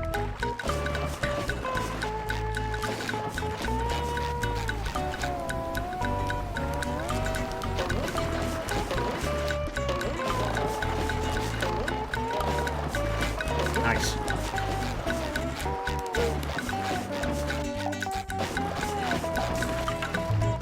I guess.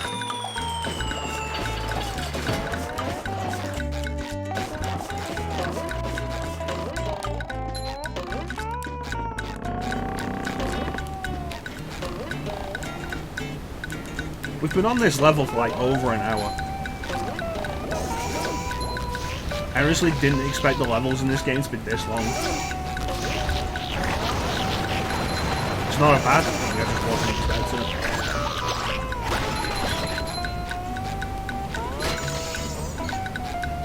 Just my size.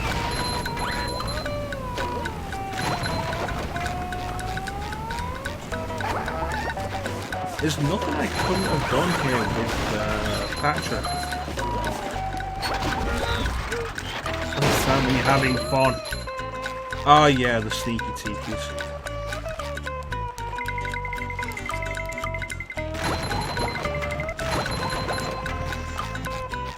Bam. Bam.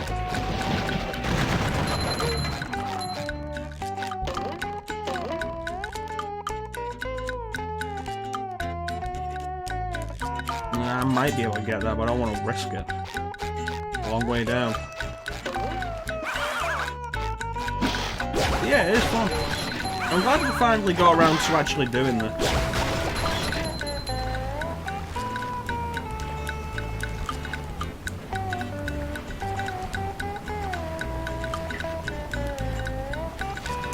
We need to do this for ages.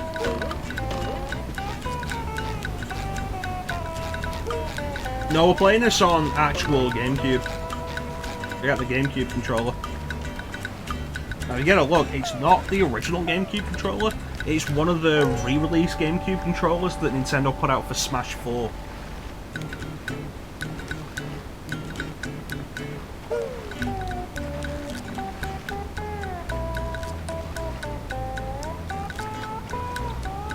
Yeah, because when Smash 4 came out on Wii U, because the Melee purists are such a hardcore bunch, Nintendo was like, yeah, okay, we'll re-release GameCube controllers.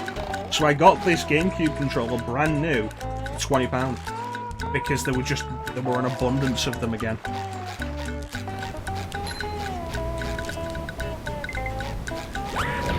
Nintendo did it again for Smash Ultimate, but Smash Ultimate's Smash logo is just like a plain logo, whereas the ones for Smash 4 have the fiery logo. And I do prefer the fiery logo. Yeah, it was good stuff, like getting a brand new GameCube controller for a decent price. An official GameCube controller for a really good price. I'm very happy with it. The only real difference with it versus the original is it doesn't have the Nintendo GameCube logo, it's got the Smash logo, and the wire is actually really long, which is really nice. Do I use it to play Smash 4? No. Do I use it to play Smash Ultimate? No.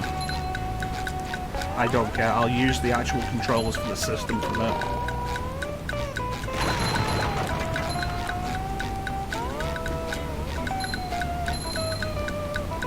I played Smash 4 with the Wii U Pro controller, I played Smash Ultimate with the Switch Pro controller.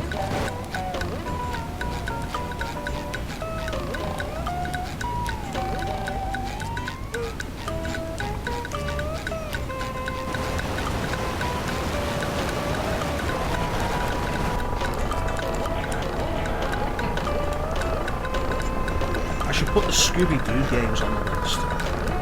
That'd be a good idea. Do you guys want to see some Scooby-Doo games? Oh, that'd be a good idea for Halloween as well. Let's do Scooby-Doo stuff for Halloween.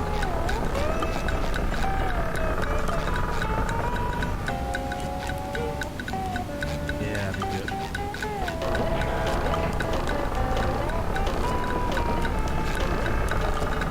Yeah, Scooby-Doo.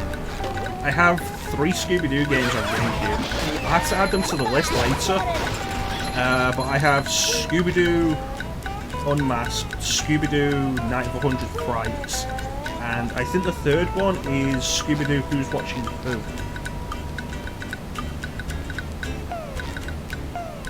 I might be wrong about the third one, but I do have 3 Scooby-Doo games for GameCube. I also have the Scooby-Doo Nintendo 64 game that is actually really bad.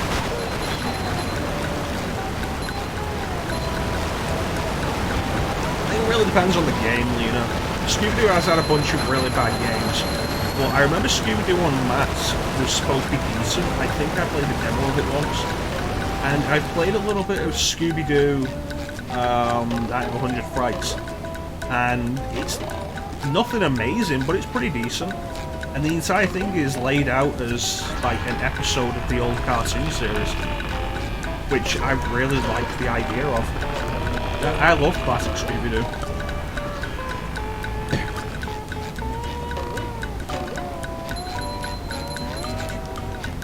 Classic Scooby-Doo is so fun.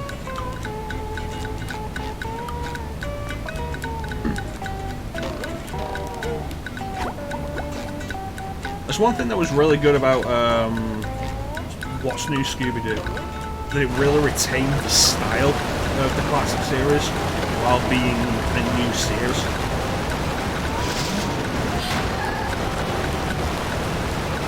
Alright, thanks for joining us, Megumi. I hope you enjoyed Spongebob Squarepants Battle for Bikini Bottom. Yeah. You have yourself a good time. Take care.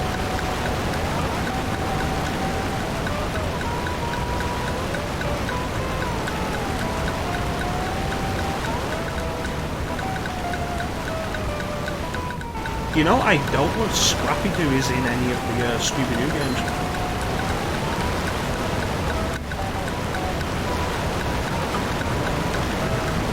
That's a question to ask.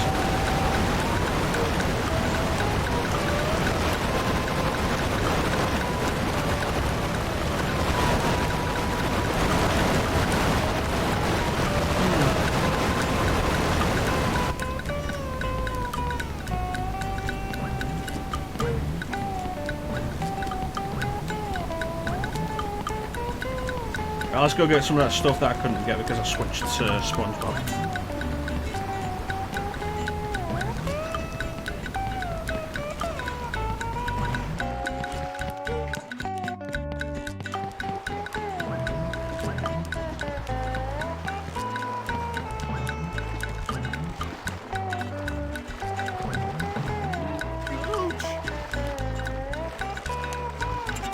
Damn it, Patrick. We get ice cream down.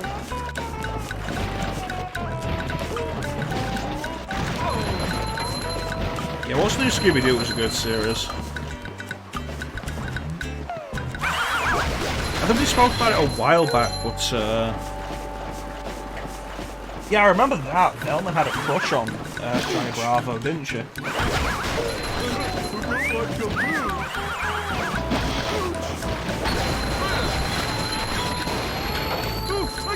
Again!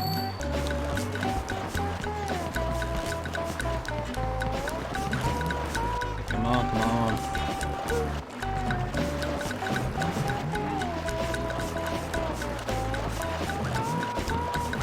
Squid Tree. SpongeBob's underwear fits quite well.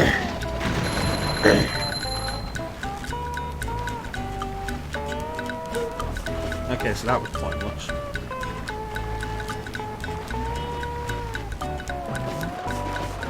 Yeah, I think we spoke a while back, like the last time we mentioned Scooby-Doo.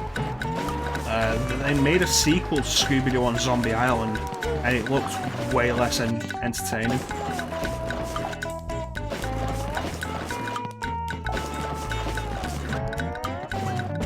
Like, Scooby-Doo on Zombie Island was basically what revitalized Scooby-Doo as a franchise.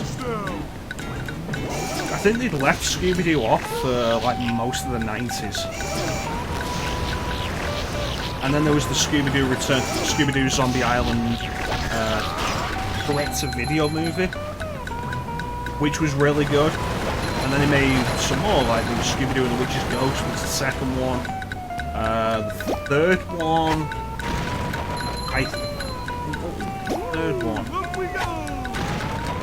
Alien Invaders was the third one, I think. So I think Cyber Chase was the fourth one.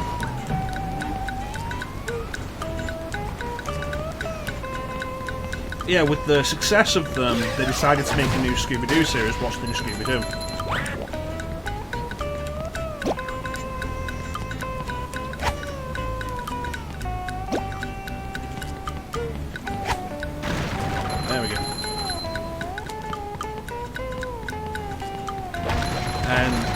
recently they made a sequel to Scooby-Doo on Zombie Island, Scooby-Doo Return to Zombie Island, and I saw the trailer and it looked really bad.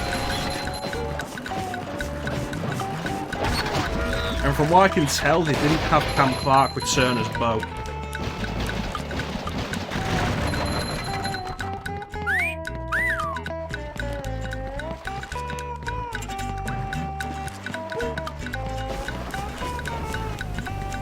And let's be fair, if you're not going to have Cam Clark return, then what's the point?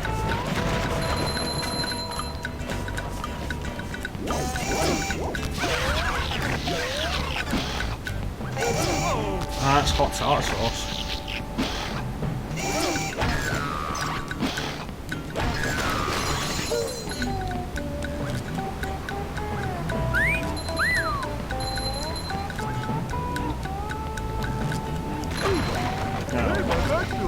Just open the shockwave and break the rest.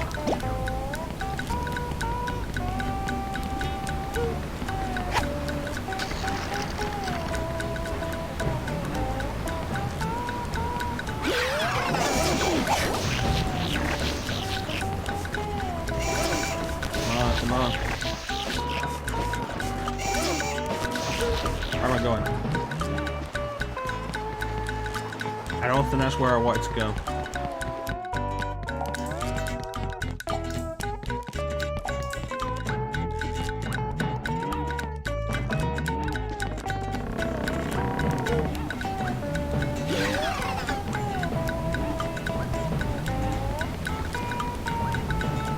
It's been a while since I watched Scooby-Doo on Zombie Island. Or just like anything Scooby-Doo, I should really go back and watch some more. I never did watch all of Scooby-Doo Mystery Inc. I heard that was a really good series.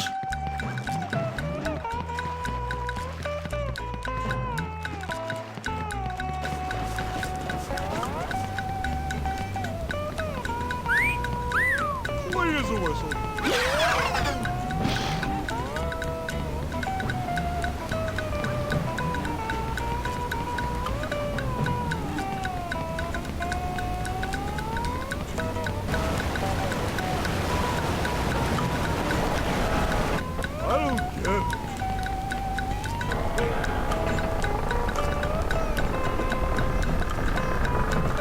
Yeah, we made it.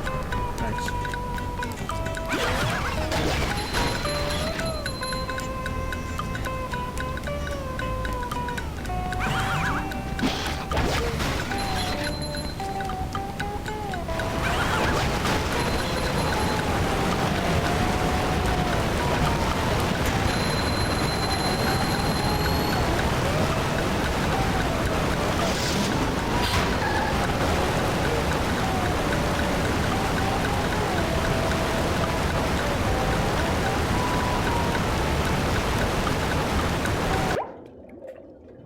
Get rid of the waterfall noise for a minute.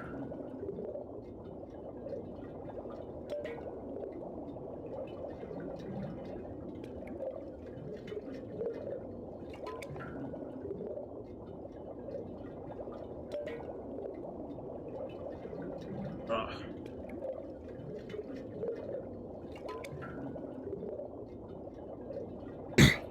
So how you guys doing?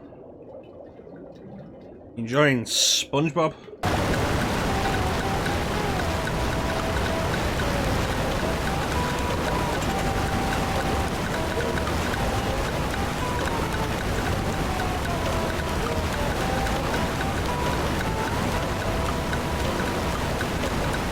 That looks really janky and it doesn't play much better, honestly.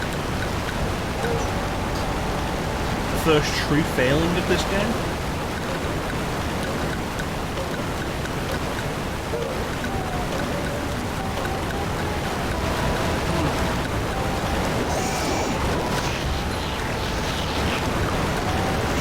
You know, giving the robots ranged weaponry was a bad idea.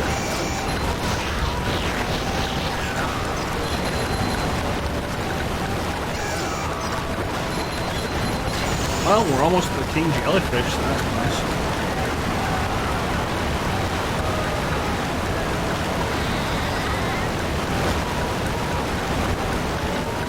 I wonder who gets to play as Sandy today.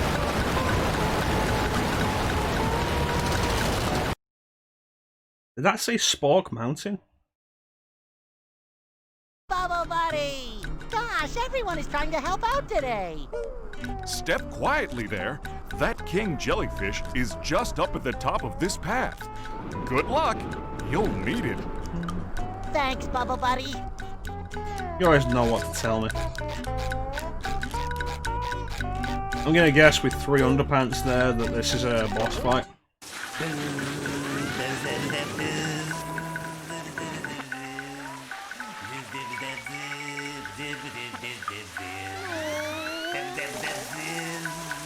You've got a bunch of personality in this. King Jellyfish was big, but who knew he had such a beautiful voice?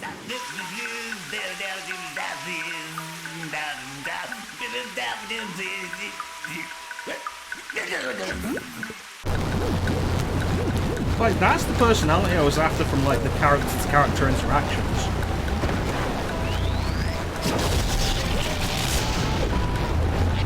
Okay, I think I know how to deal with him.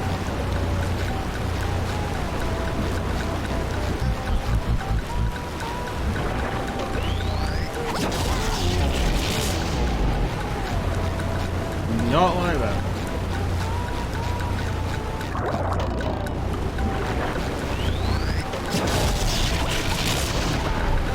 There we go.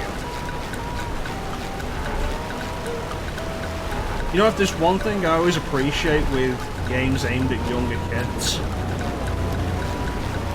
when it comes to boss fights, they don't usually give bosses a stupid amount of health.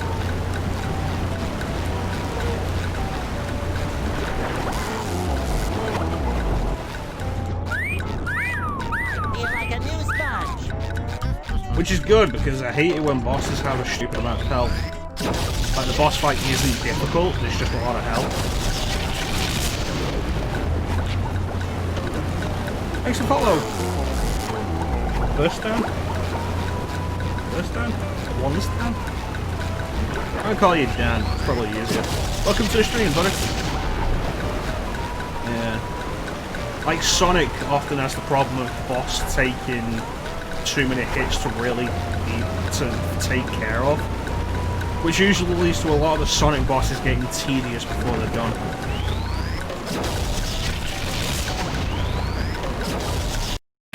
There we go. Yeah, that's a good way to put it. 38 to go. 1S down.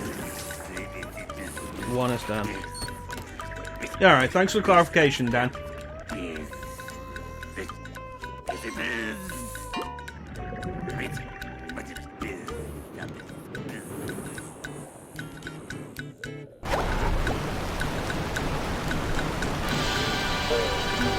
Three is usually a good number. Mario usually does that pretty well with 3. It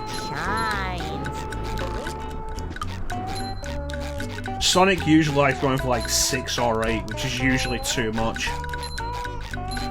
In the classic Sonic games, stuff like the Wrecking Ball or the Egg Drill, like 6 or 8, not necessarily a bad number because you can hit him fast enough that it's not going to be a problem.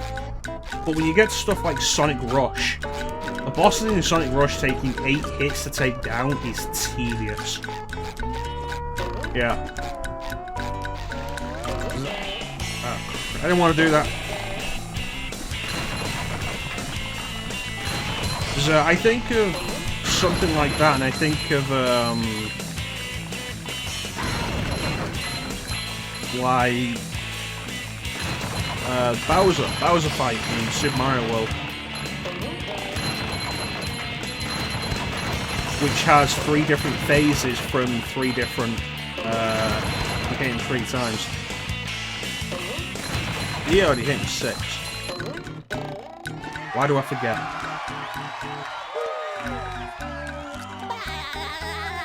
Classic Sonic's generally, yeah.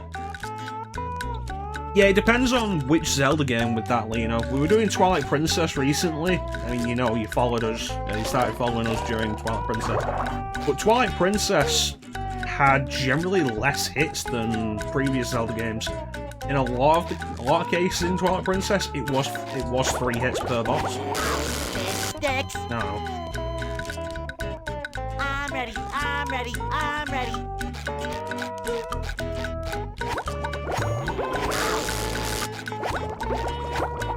I think the main thing, really, and the thing that Sonic usually gets wrong is don't make it so you have to wait for extended periods before you can actually hit the boss. Yeah, Mario Odyssey did pretty well with the boss fights. That final fight with Bowser was great in Odyssey. See, no problem. You could do anything you set your mind and your muscle to. Larry, when did you appear previously?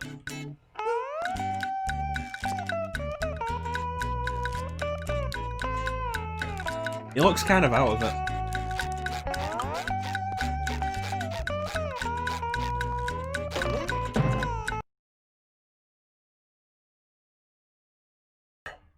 Yeah, like I say, it's really the biggest problem. We go back to Sonic Rush.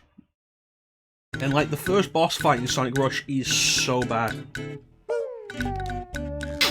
Just randomly at the end. Like, the first boss fight in Sonic Rush is so bad. 8 hits. You have to wait for Eggman to be in a vulnerable position to actually do them, which takes too long as it is. And then as you get down to like the last 3 hits or so, Eggman will start doing a move that if you don't dodge it just right, will instantly kill you. This is the first boss. Oh, yeah. Oh, that feels so much better.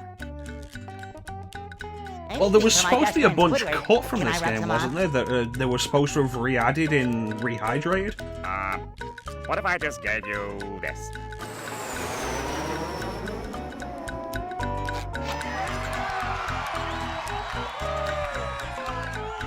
Like, maybe in Rehydrated he's got a bigger role? I don't know.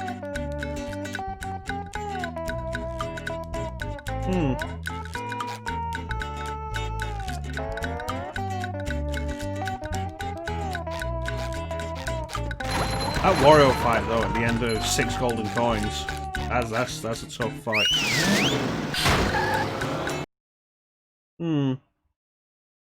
I feel like it sounded like more when they were talking about it. Oh, I thought Rehydrate was supposed to be adding stuff back in. Maybe I'm mistaken, I probably wasn't paying much attention.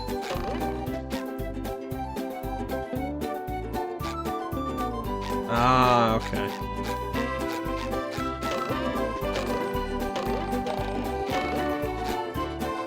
So I've never played this before. This is my first time playing it as we're taking a look at it for a single stream. And honestly, quite enjoying it. This is a lot of fun.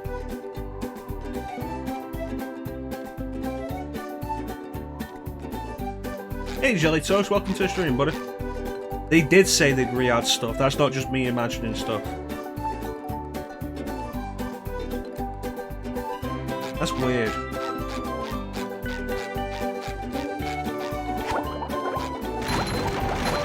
That's weird that you'd make a mistake like that. You think playtesters would catch it.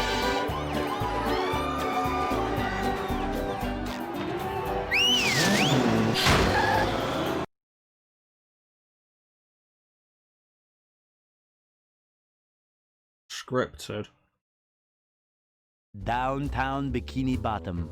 Once a bustling metropolis, now a debris-covered crater. Thanks. SpongeBob, the robots are destroying downtown Bikini Bottom. We have to evacuate. Are they going to have her actually pop All right, up? but it's gonna take a while to get all this dust. Not vacuum, evacuate. We have to get everyone to safety. Can we just load them up in the boats? That won't do any good. Why not? Why not? Because the robots have taken all the steering wheels. Rehydrated was rather rushed, is what you mean?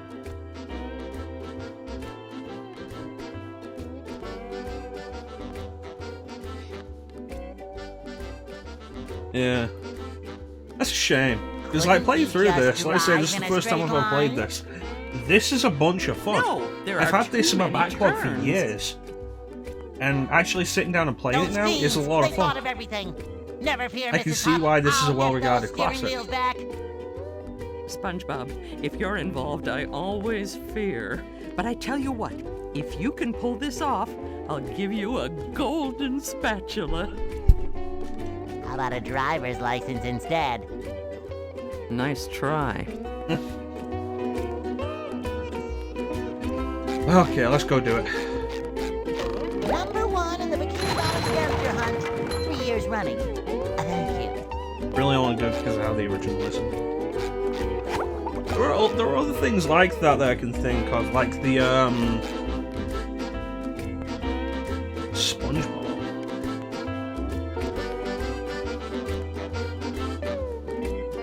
Like if you remember, Game of SpongeBob. Teenage Mutant Ninja Turtles: Turtles in Time.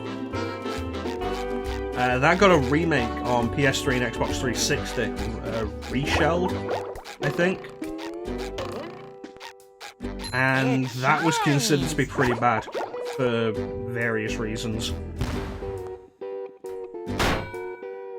The 3D collection is just... I've not bought it because I don't want to pay full price for a collection of 3 games with basic emulation.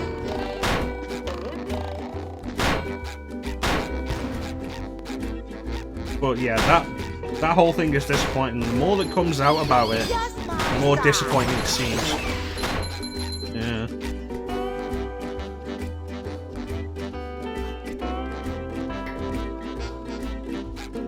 The whole thing is really just Nintendo didn't put a virtual console on Switch. And now because they made that decision, they get to charge through the nose for their old games.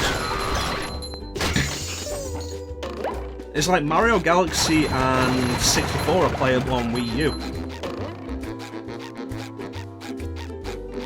Won't cost you that much to buy both of them on Wii U.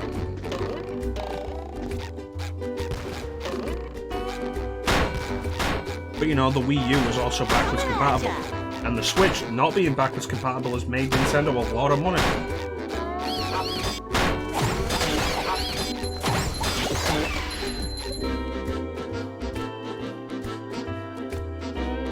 Yeah, I've heard the Super Mario 64 port on PC is actually really good. Sometimes pushing a simple button is the most satisfying. Push, push, push, push. Yeah.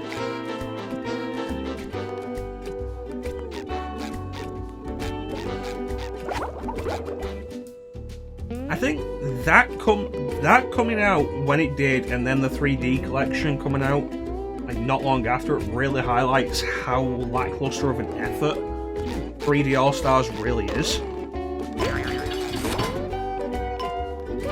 In the, oh yeah, no, here's a fan project where they've actually worked to port the game rather than emulating it, and oof. And Nintendo's like, no, basic emulation is fine.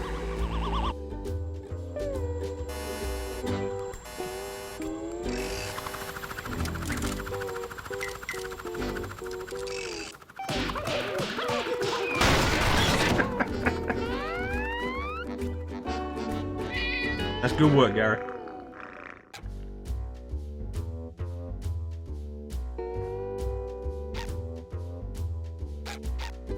Well, anything once it's released on the internet is easy to find. I mean, Nintendo did actually do the whole copyright thing, DCMA claim on another Metroid 2 remake.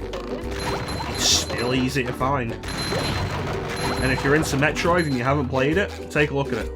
I'm into Metroid and I've played it a little bit, I need to play it more.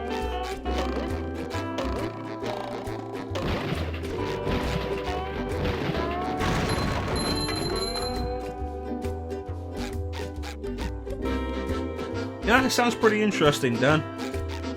Keep an eye out for that, that's pretty good.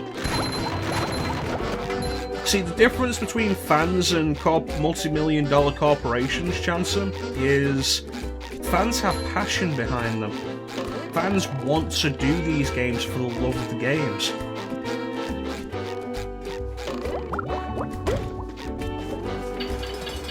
This is gonna be tight. Well, shouldn't have pressed that button. Yeah, Pokemon Uranium. I was actually kind of interested in checking that out. #1 in the Bikini Bottom scavenger hunt, 3 years running. I think Pokemon Uranium did actually come out now, and if you know where to look, you could probably find it. The real tragedy was Pokemon Prism.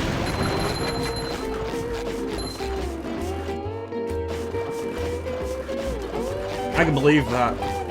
A cult classic game like this, there's got to be a lot of good stuff for it.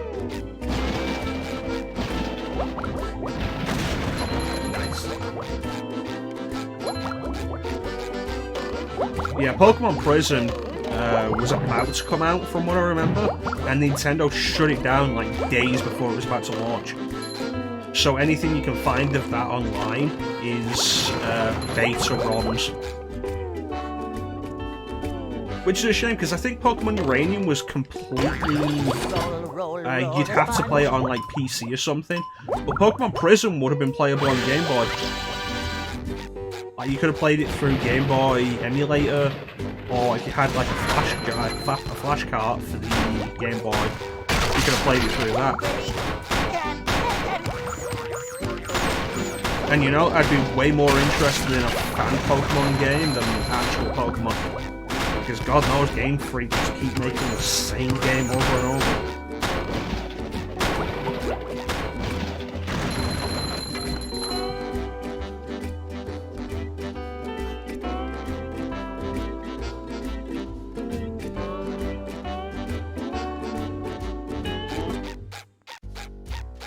You know, that's the kind of thing that makes me think every now and then, you know, it'd be neat if I actually played PC stuff.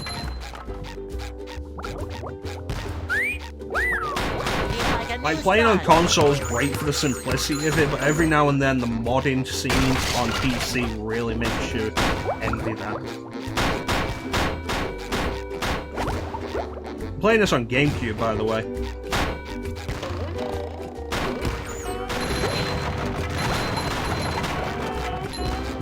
GameCube controller. One of the Smash 4 ones, look at that. Really nice. Yeah, PC modding is great. Like, is Teak still here? Yeah, I think Teak's still here. Teak regularly plays Resident Evil 2 Remake with mods, and there's some cool stuff there. And it's like, you know, if I could mod RE2 Make, I'd probably still have a little bit of interest in it. Probably not a huge amount. Because, like, when I got Skyrim on PC and started modding it, I only got, like, an extra 15 hours enjoyment out of it. I didn't play it for another 100 hours, but, you know, it was more time spent with it. I can believe that. The original Xbox was pretty good.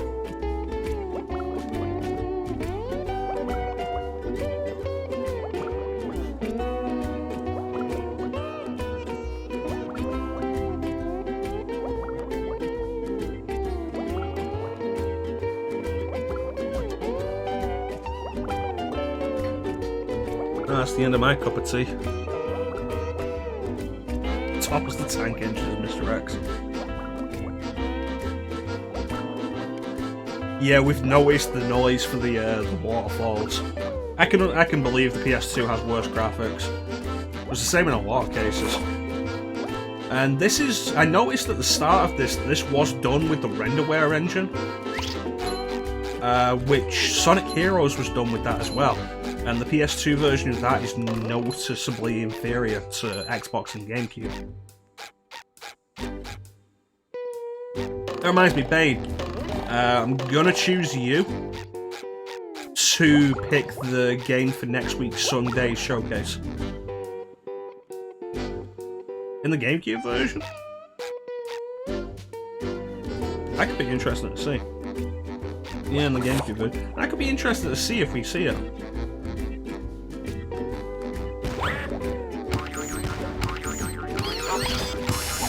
Textures. That means it'd be pretty noticeable then.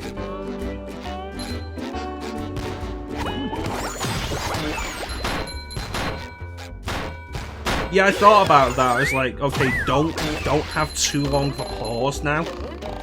Like, finish saying what you actually intended to say.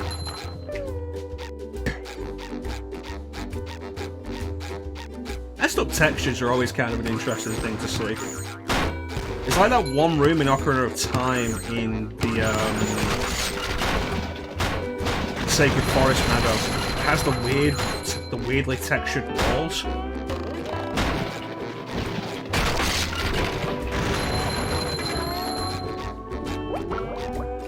And it's not entirely clear whether or not that's actually a mess up because it's in every version of the game. And then when we got to Ocarina 3D, they actually redid it and made the walls look completely different.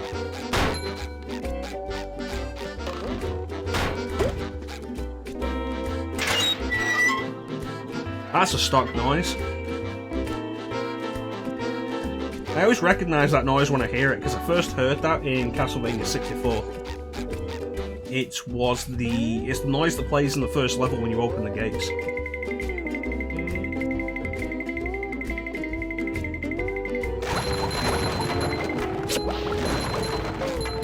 Nice. This door is locked from the inside. Who would do such a thing? Somebody who lives there.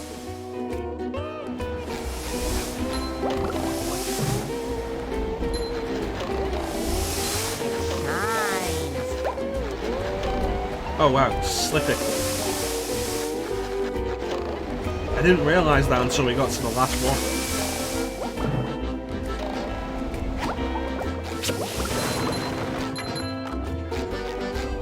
Oh.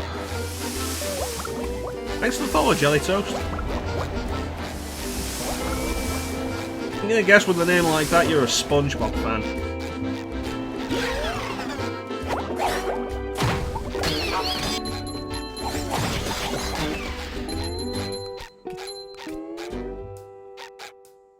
Where can I get to that guy from? Yeah.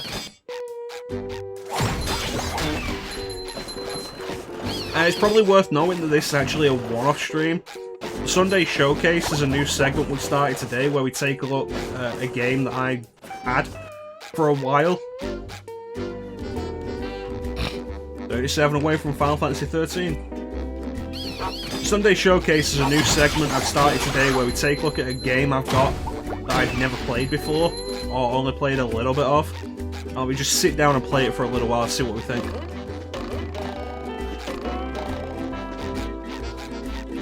So while we're playing SpongeBob today, when we come back, tomorrow is going to be a rerun. When we come back on Tuesday, we're going to be doing Silent Hill 2.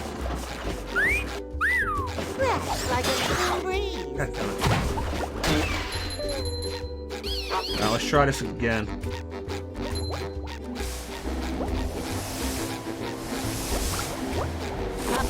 Yeah, Bane, if you want to check through the list on the Discord and choose the next game we'll be doing next week. Hi, Gary. I'd appreciate that. As the first regular follower, Bane, you get to choose the first game. Yes, thanks for noticing. I have been working out. Meow. Not done? Doesn't that mean... Meow. Oh, that's the entrance to the rooftops, which leads to the lighthouse? Honestly, probably not. I didn't think that much of it. There's another golden spatula. I could really use that. It was interesting for a couple of hours, but it became pretty quickly tedious. Ow. I was actually thinking about it earlier in comparison to this, and like, I'm enjoying this more I can get through this. than I enjoyed Billy Hatcher. Oh, that gap looks big. Okay, I'm definitely not making that jump. How is anyone going to get across there? Uh-oh, more robots. Holy Dutchman's ghost! That gap looks impossible! And impassable! Okay, I'll go get Sandy to help me out. Well, I found 2 wheels.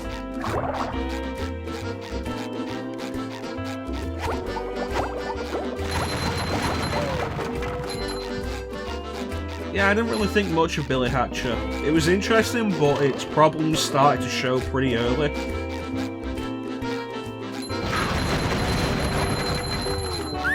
Yeah, I've actually been enjoying the dialogue, which is interesting because I'm not really a SpongeBob fan. But like, a lot of this game is done really well. Really can't argue about that.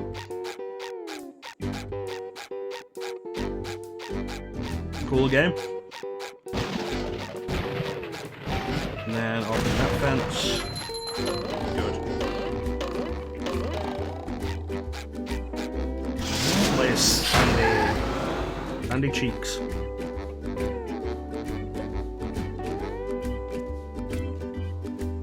I've just never really enjoyed SpongeBob.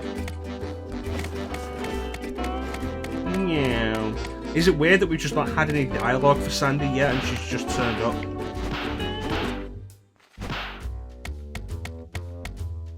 I remember when SpongeBob first came out.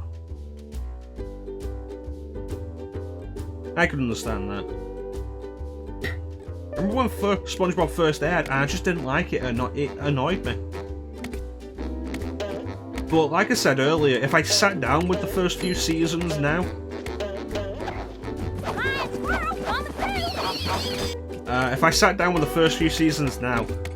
with the way my sense of humour has changed over the years, I'd probably enjoy them more. And even with having not really sat down and enjoyed a SpongeBob episode properly, I know a lot of bits for SpongeBob, and there's a lot of SpongeBob stuff I've seen that I have to admit is actually pretty funny. You're the better. I'm getting dizzy just watching. Whether I'm still annoyed by it will be a question, but as a kid I was actually pretty annoyed by it. Could have changed. Could have changed by now. Someone better make good use of all these.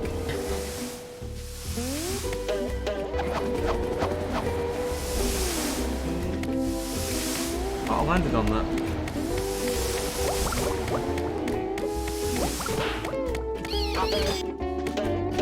Pizza delivery. You know, if I start watching SpongeBob, I'll have to note that down. Pizza delivery. Thanks, Dan.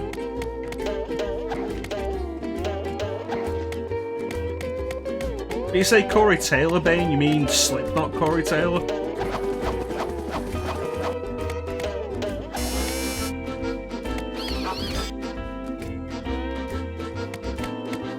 See, not being all that into SpongeBob, I would never know where the cut-off point for, like, the good stuff is.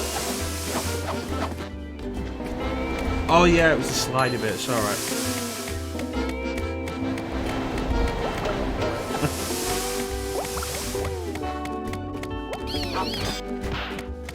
I'll just have to take a look at the entire early run. I've been very slowly going through, like, some of the classic Simpsons stuff.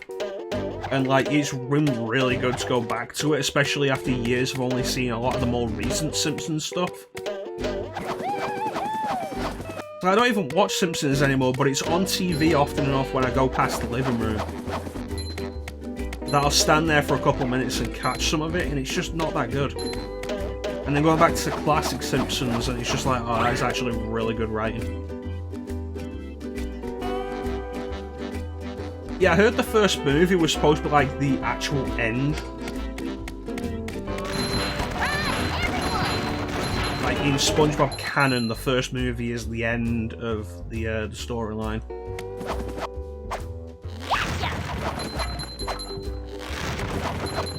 I feel like they should have introduced Sandy before the last players, huh?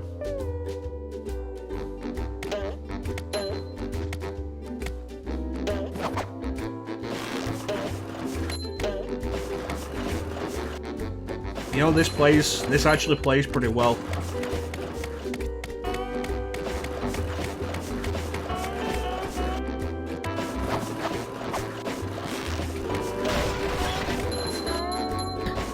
I'm surprised at just how well all of this is played. It controls really well, the physics work, the platforming works. This is a really well designed game.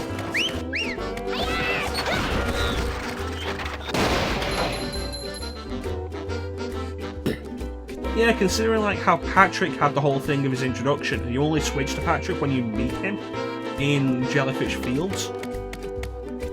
It's just like, oh, I should go and get Sandy's help.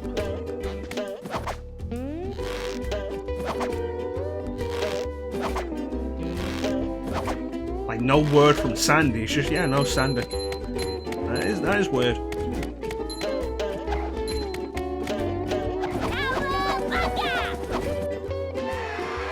Yeah, that actually plays really well.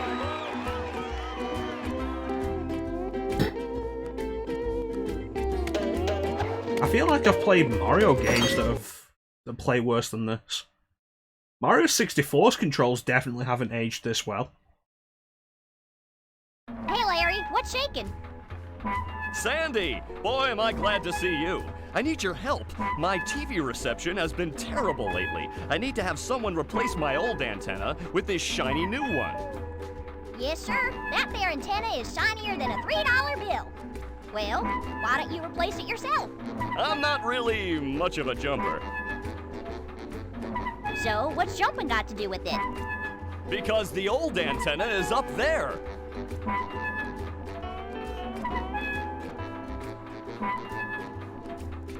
A spatula, Lyra. Woo! That's taller than a glass of Texas iced tea. The robots have blocked off that building, and I can't do all those fancy moves you and Spongebob do to get across these gaps. All I can do is flex! Wanna see? No. Yeah, great. So what are you gonna do with the old antenna? Oh, that? It's yours if you replace it with a new one. Well, I have been getting bad TV reception in the tree dome. Okay, Larry, you got a deal.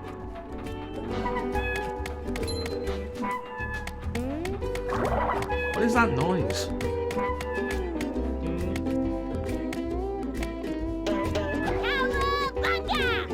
Yeah, it's not press the A button 3 times, it's hold it on the third press.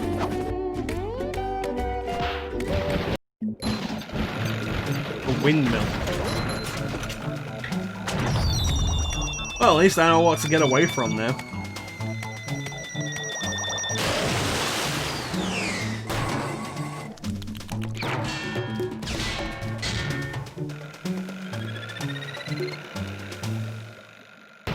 That was weirdly violent for a second there.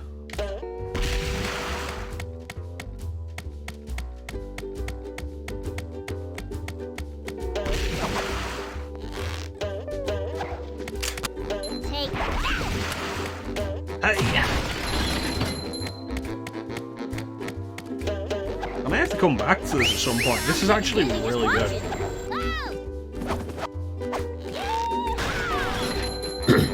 Thanks for the follow, Wilson. Welcome to the stream, buddy. And wait for Bane to say how many we need for Final Fantasy 13 now.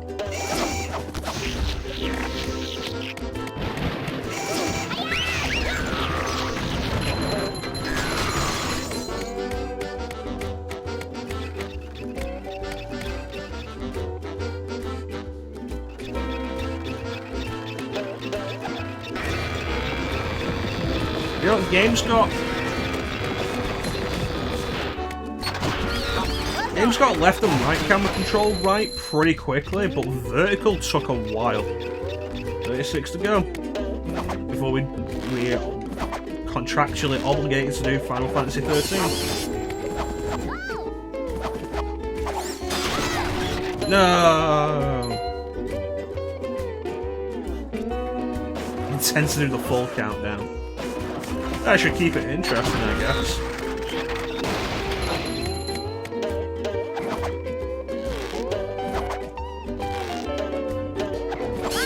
I mean, it can only really get better after 13, can't it? I mean, for all the problems with 15, I didn't hate 15. After I was done with it, I was just disappointed with it. Which is probably worse when you think about it. That quote isn't about this hat, that quote's about a different hat.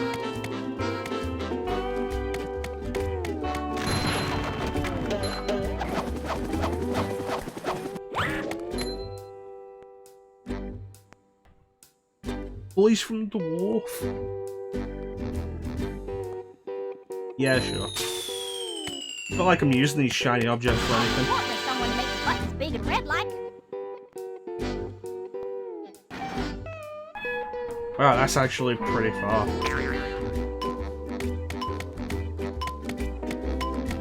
Oh, better not dawdle.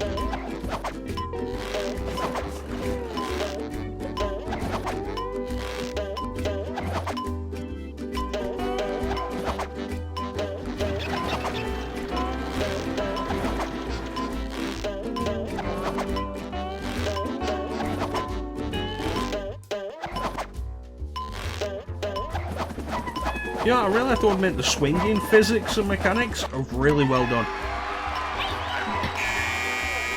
They're simple, but they really work.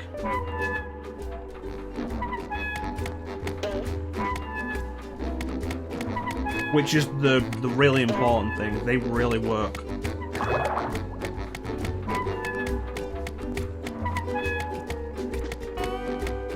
And it doesn't feel like the momentum's being ruined for them. Alright, that's fair enough, Ben. You can add them now if you want, there's nothing stopping you from doing that. Add them whenever you want.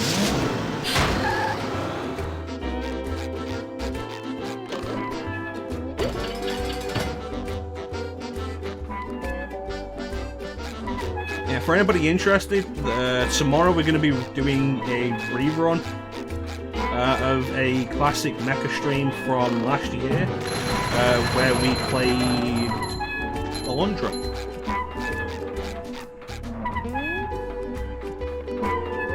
So tomorrow will be an Alundra rerun, if anybody's interested in catching that.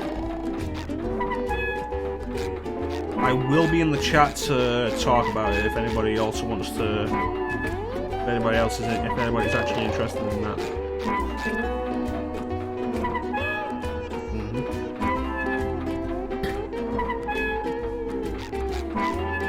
Yeah, we did Alundra last year, and it's something I've been considering doing again. And, you know, a rerun is a good middle ground for that. Because I've got enough that I need to be doing as it is, without doing stuff we've done before again. Same time as normal, chance some 8 PM Greenwich Mean Time.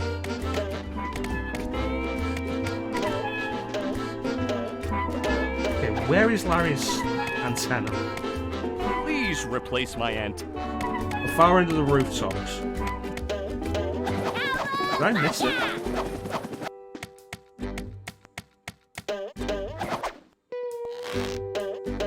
Yeah, the usual time we go live at Chanson. 8 PM Greenwich Mean Time GMT. Messing with Texas. Oh, you're gonna get it.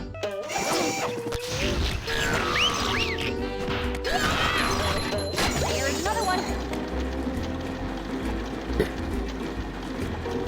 Same mecha time, same mecha channel.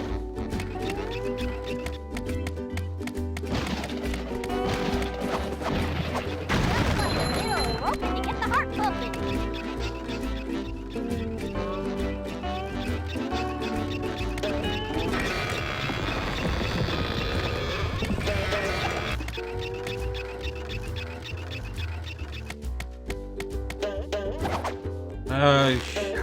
How far will you have gotten in an hour? There's like, you remember the PS1 Viewers Choice Marathon we did, where we did that? Oh, it's a different direction. There we go. When we did Alundra there, and we got to the end of Wendell's Dream in that. Oh, Wendell's Nightmare. I don't remember how far we get in the first section of the stream. It probably through the end of the mines, which is the next dungeon after that.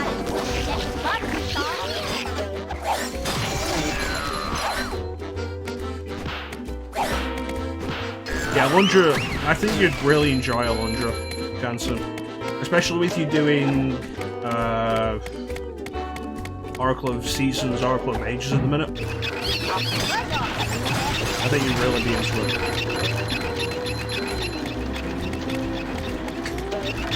When the chips are down, I'll stab a motherfucker.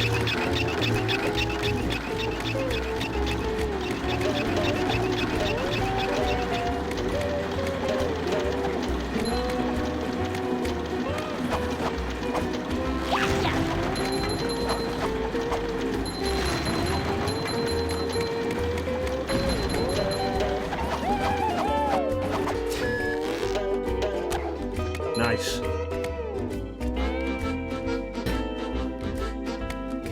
Yeah, these platforming controls are really good. Yeah, I might even say this controls better than Super Mario Sunshine. Mario Sunshine still had a very similar control style to Super Mario 64 with the exception of FLUDD. It made the platforming you had to do without FLUDD really irritating.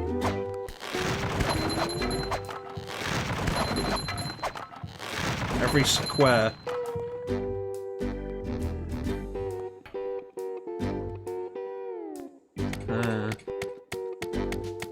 That's how you spell it.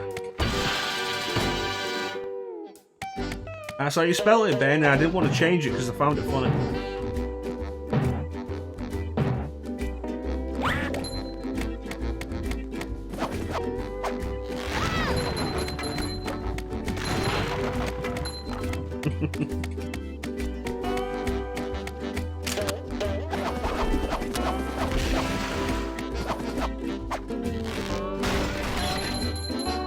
I'm not entirely sure what actually happened there.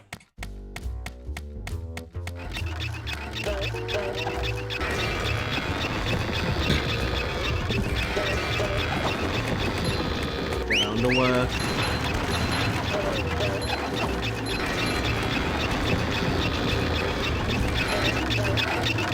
I probably missed most of these wheels.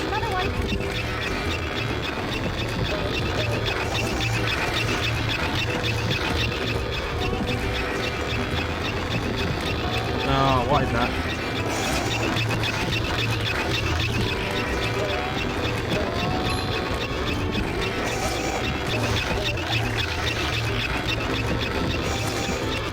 Oh, the whirly bones.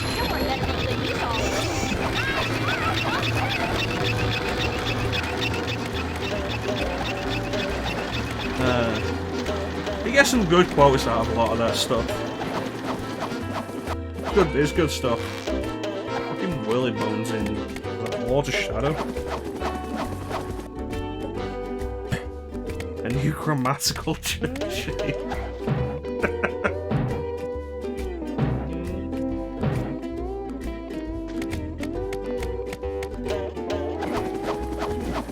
I think that quote actually came from Legacy of Darkness, and Bane added it afterwards in Lord Shadow.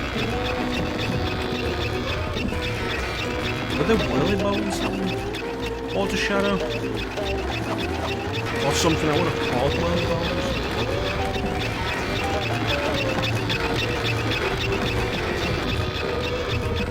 You don't actually fight skeletons in that until you get to the vampire castle. Like around the midpoint of the game.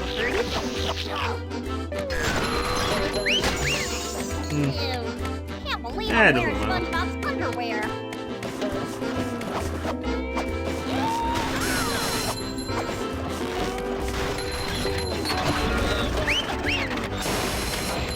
Get him.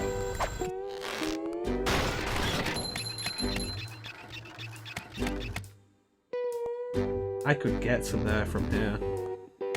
How far back would I have to go for it?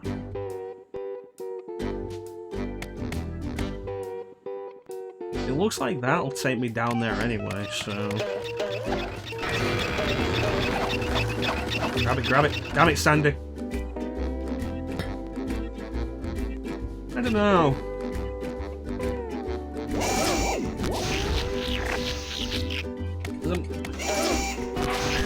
What enemies were there in Chronicles that would denote that? You might be right, I don't remember the enemies specifically in Chronicles.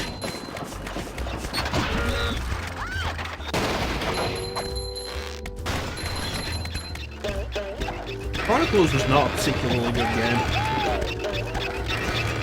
Thank God I didn't pay much for it on PSN.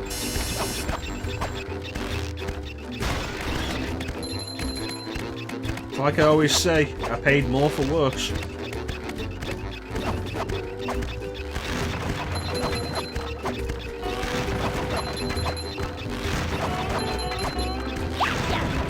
Because I have actually paid more for worse.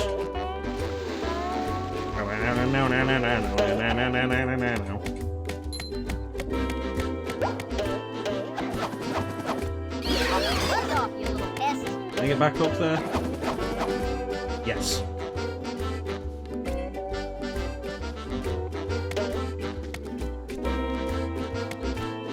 I don't even remember what I was talking about.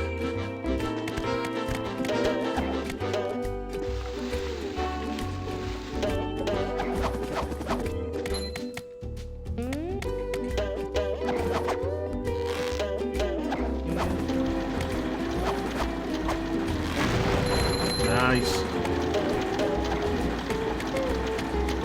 Someone shooting missiles. If only I could use my lasso to catch them in mid-air and shoot them back. That'd be pretty awesome. And after much trial and tribulation, we finally made it to Harry's roof.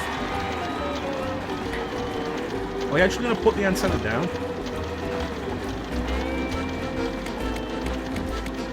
Doesn't look like it.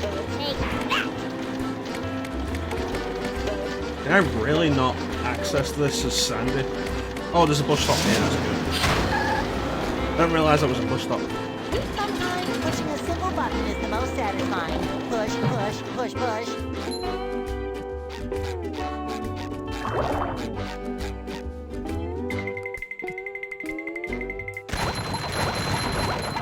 There we go. Boy, Patrick will be glad to have this back. So does Patrick wear socks just on his bottom 2 star fins, or does he wear them on like all 5?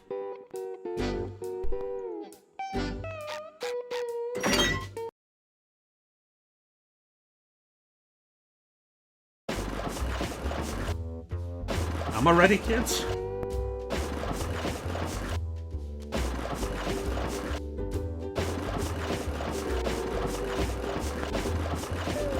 You know, I don't know if I'm ready, kids.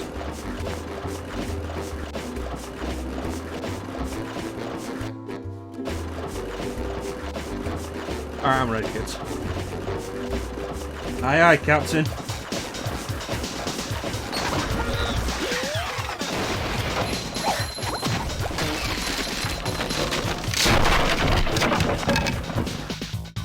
Okay.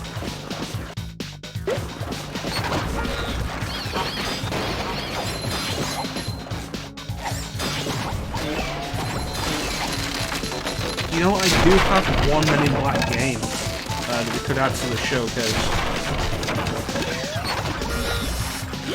Based on the animated series.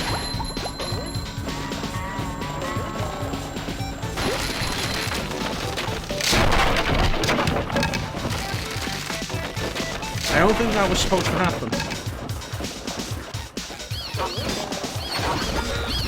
There's a few Men in Black games. None of them are particularly good. The only one I have is based on the cartoon, if you know the cartoon series.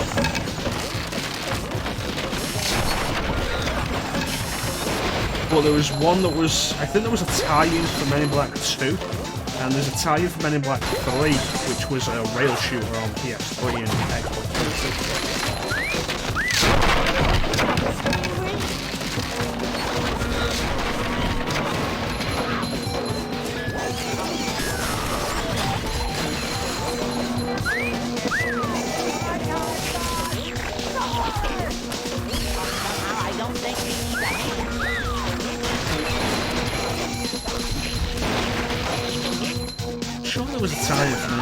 But I might be thinking of like Bad Boys 2, the movie tie-in game for that, which is legendary.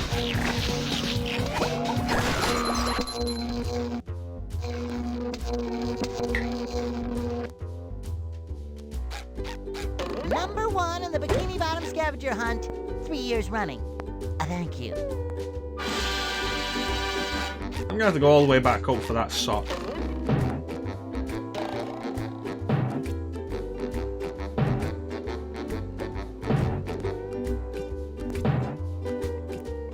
There we go. Glad to have this back. Going down. I said going down.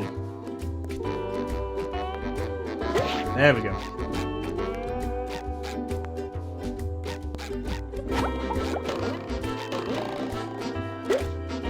Probably wouldn't break these ones if I came down from really high, would it?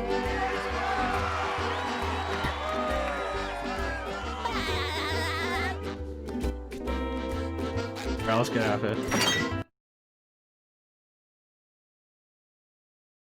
I feel like I've missed most of the wheels. You'll have to open this door from the inside. I just did. Hey there, SpongeBob. Bubble Buddy! So I can't get back in there, I have to reopen it from the inside.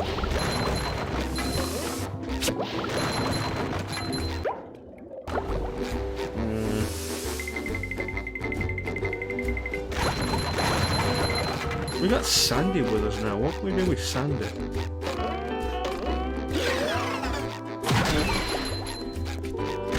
think I just knocked the kid out. He seems fine. There we go. No survivors.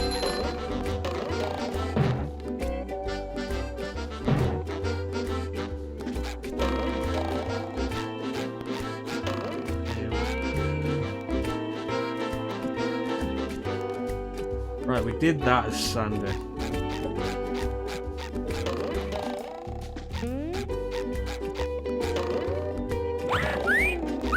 The question now becomes, like, where do we go? Where are the last 5 steering wheels?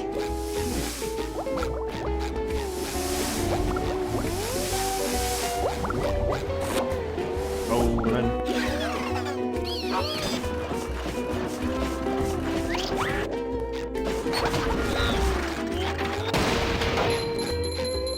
Get Sandy. Head to Smokestack's door. Check.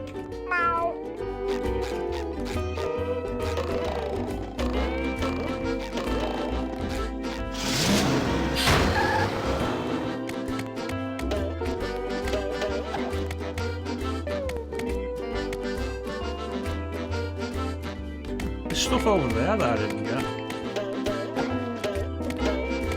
Yeah, overall, you know, from what I've played so far, I'm gonna give this like a...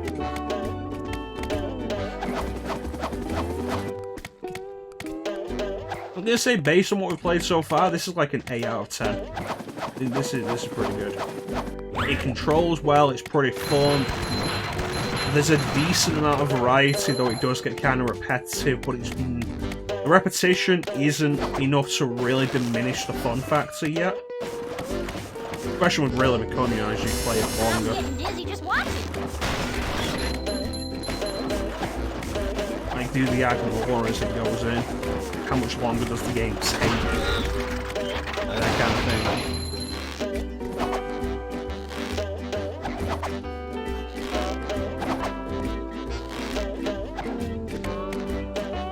There's a wheel. 7 out of 10 MechaChronos.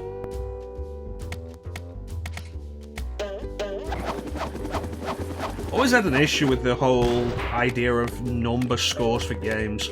They're always so arbitrary. There's another one. And how many people actually care about anything that's rated less than a 7?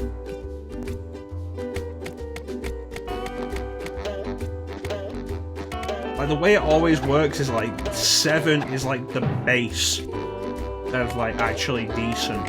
Anything lower than that is basically garbage, and it really shouldn't be that. Just the entire idea of numbers for like scoring games number-wise is dumb.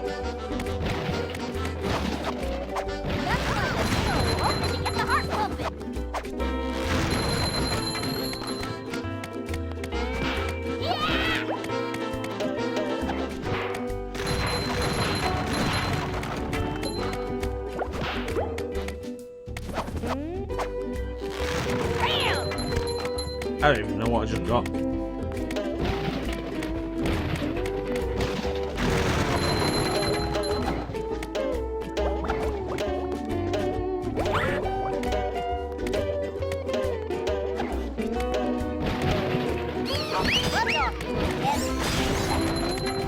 You can't just blame IGN for that. Plenty of games journalists do that.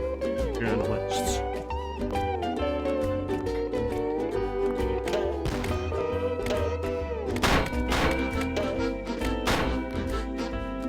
It's like with Shin Megami Tensei Nocturne's remaster coming out with a new difficulty mode that makes it easier to play. People have been calling that like the reviewer mode. The mode for game journalists. So they can play it and, you know, actually give it a score rather than quitting because it's too hard and then giving it like a 4 out of 10 because it's too hard.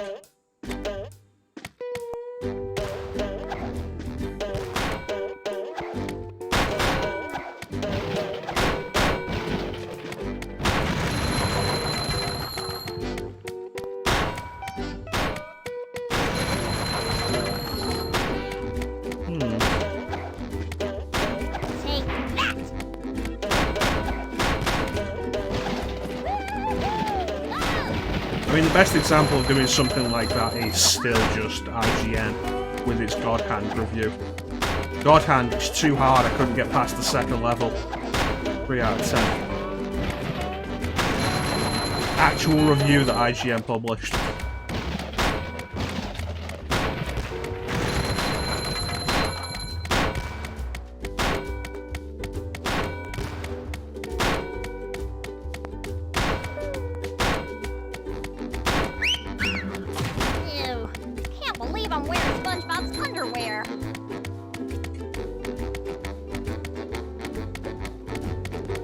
Really should get to Shadow Hearts.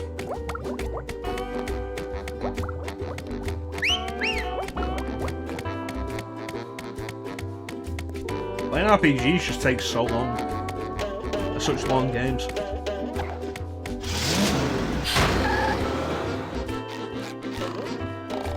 Games journalism is pretty stupid. And I rolled so far away. We gotta look at... That looks kinda like, Probably not supposed to actually stop and take a proper look at that. It shines!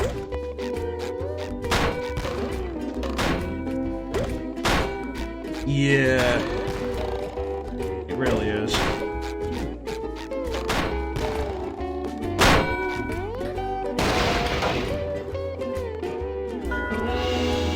Oh, a spatula. Now how do I get up there?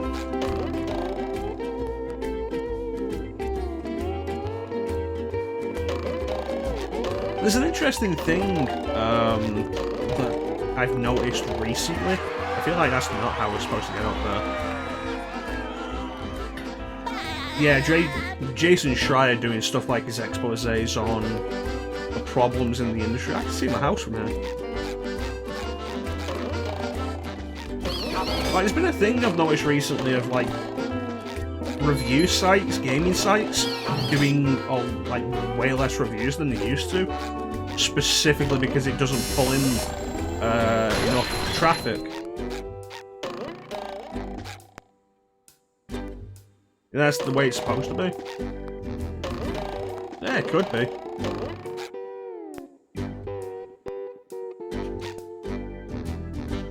Jim Sterling's always a good one to watch out for with that stuff. Jim Sterling's usually like shining a light on that as often as he can. But a lot of the information that people didn't already know does come from stuff like Jason Schreier's exposés.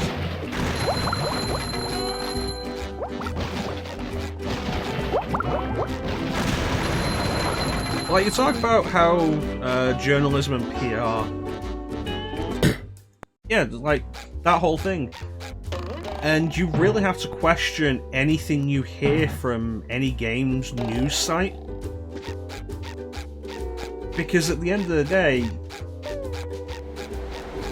the news they get is reliant entirely upon the game, on the company, the publisher.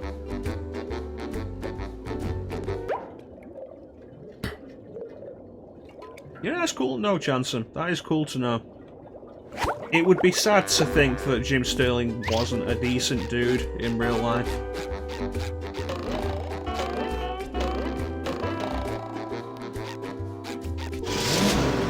Like, the whole issue of It's like, okay, so if a gaming site says anything bad about anything that a publisher doesn't like the publisher doesn't like them saying that, then the publisher can just blacklist them. Which a gaming news site desperately doesn't want, because that's the livelihood of the site. And so you end up in a position where, unlike any other journalism field, games journalism is entirely dependent on the whims of the publishers.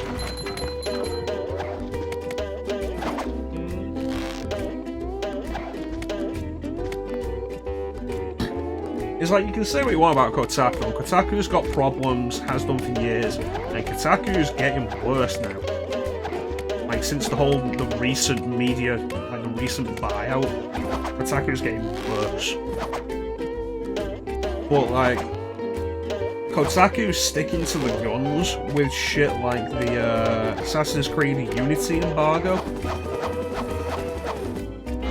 It's like review embargoes. You're not allowed to say anything about this game. We've sent out review copies. You play it for the review, but you don't say anything about the game until a specific period.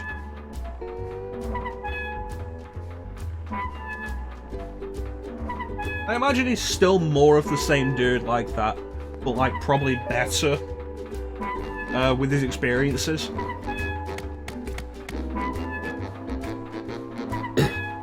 Like, people forget, Assassin's Creed Unity, like, you remember the mess Unity was. People forget that Assassin's Creed Unity had an embargo on it for the reviews, so the reviews were not allowed out under this embargo until 12 hours after the game was released.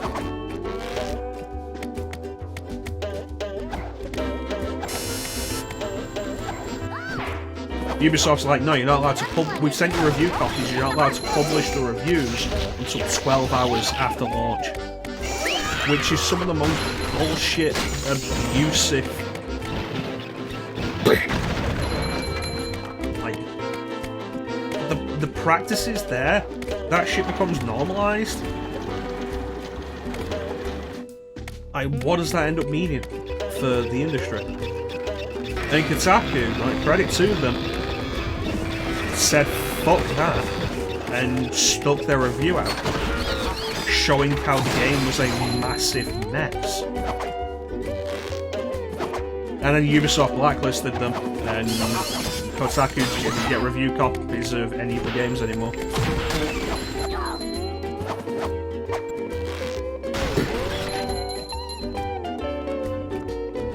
It becomes the thing, like, if somebody's going to get a review copy of anything, you have to question why, and what's the cost.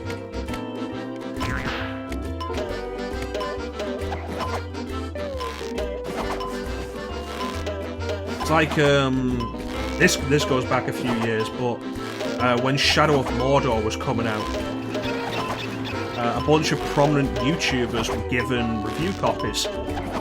And the contracts for those copies said that they could play the game and like keep the review copy and everything, but they would have to say only good things about it on their YouTube channels. Like, people forget about that one because that was a while back. That'd be what, like 6 years or so now? 2020, like 6 years or so. People forget, but like that was...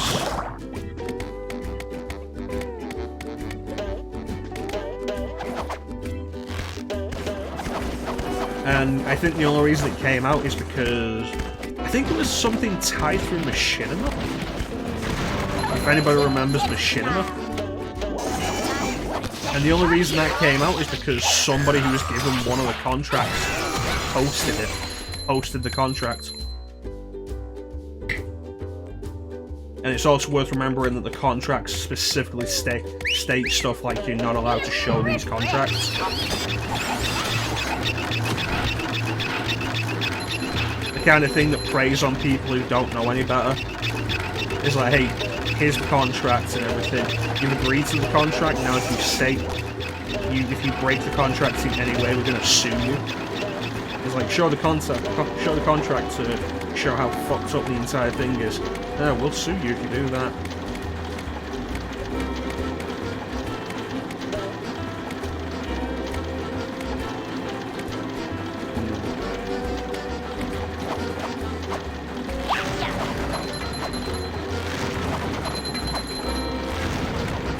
Nice, I still got that. Andy's got some in. I'm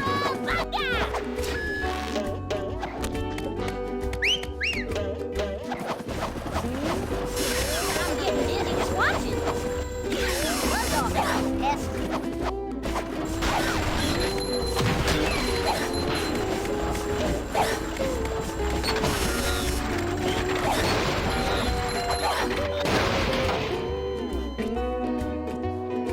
Like, review copies of anything are always something you've got to be kind of like about. I got this game early. Why did you get this game early?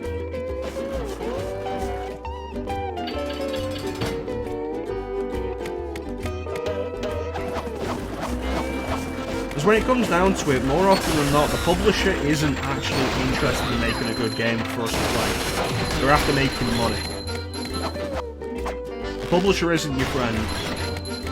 And it doesn't matter who that publisher is. It doesn't matter if that publisher's even Nintendo. Nintendo isn't your friend. Nintendo's there to make money off of it. Hence Super Mario 3D All-Stars. What's that? You have nostalgia for the classic games? Cool. We can milk that. We can put so little effort into it and then milk the hell out of that and you'll eat it up. And then, lo and behold, people did eat it up. Basic arse emulation of three classic games. And people ate it up for full price. There's also the whole thing of Nintendo turning around saying, yeah, we're only going to sell this for a space of like 5 months. Which way too many people were defending on the internet. Too many people were defending that as an idea on the internet. It was bullshit.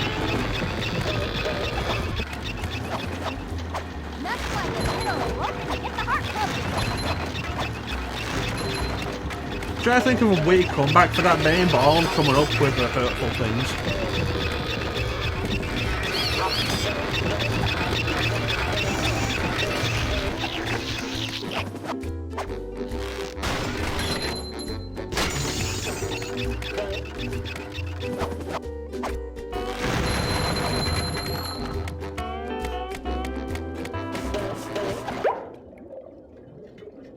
Spatulas. I need 15 to get to the next level.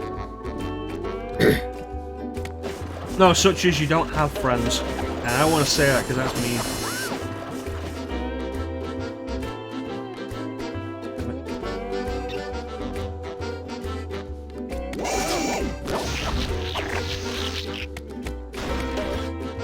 I'm not entirely sure about the physics of that one. But generally, fuck Nintendo, fuck publishers. The entire reason why something like Kickstarter exists, and then lo and behold, people turn up just abusing the Kickstarter system for a quick buck.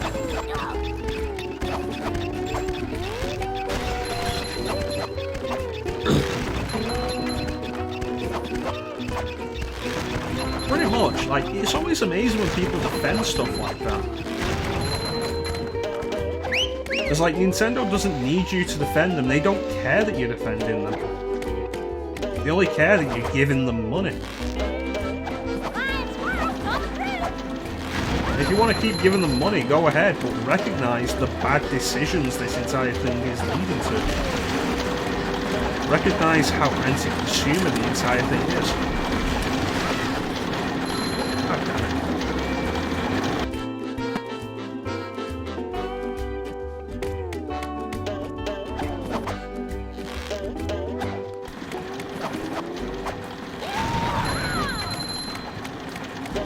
The splash damage in this game might be a little much.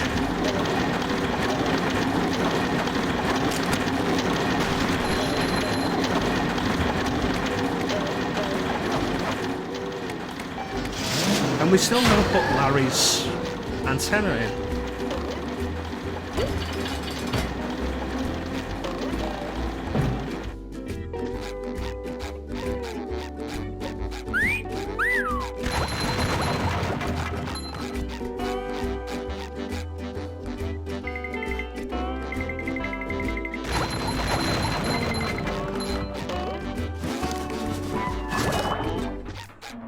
What's happening, SpongeBob? Hey, Larry.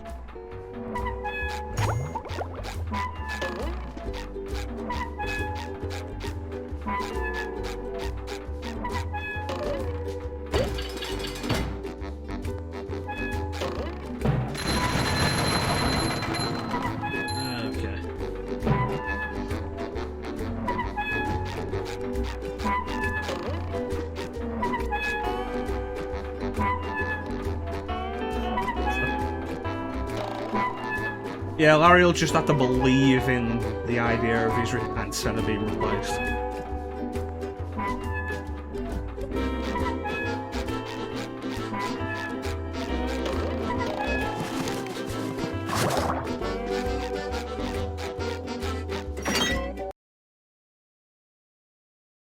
Yeah. I can believe that he... Oh, we have to just do this again? Jeez. I can believe that Larry would think spatula is an antenna.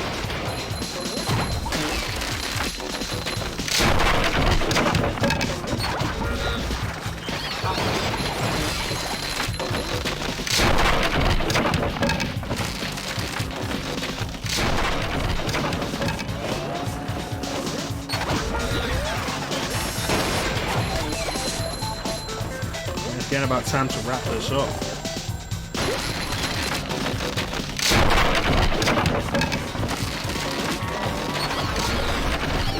Yeah, overall, I've got to say this was actually pretty fun, and I can definitely see why people really like this game, and why people were excited for a remake of it.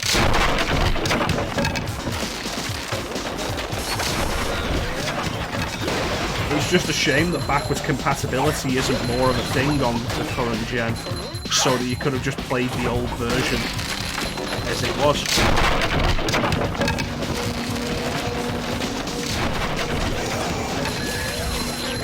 There we go, that's not good. There's nothing like the smell of bubbles in the morning.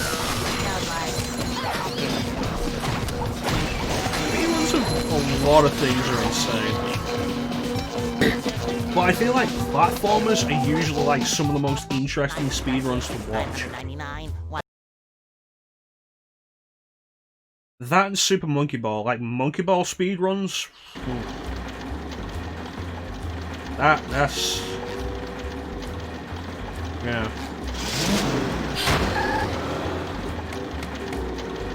I just want to get out.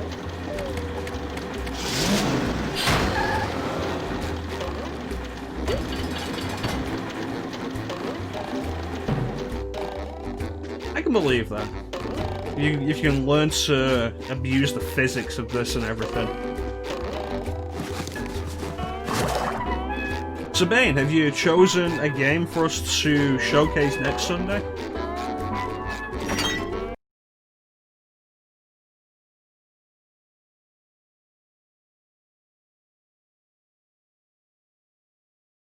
What's special about the 2018 route, Dan?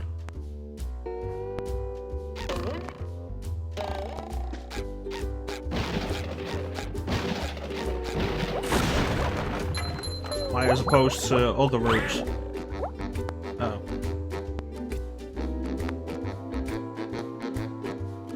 Nothing?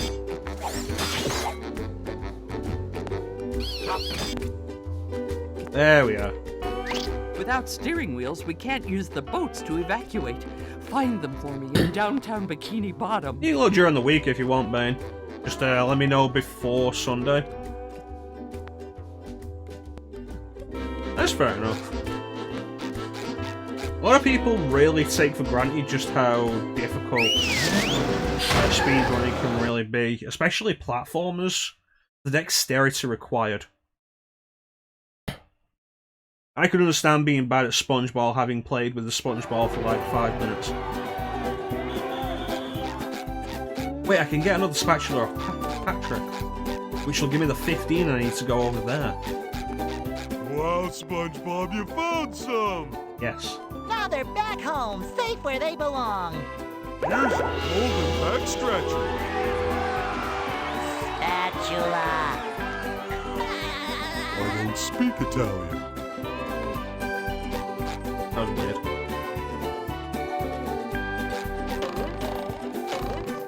I can believe that. A lot of glitches can be really finicky. Like, the only game close to a platformer I've ever considered speedrunning would be...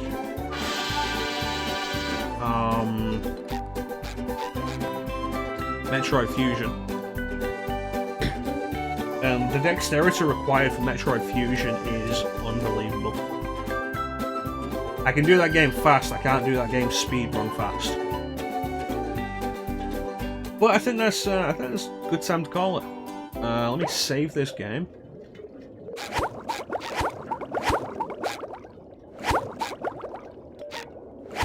I'm totally willing to come back and play this some more on my own time.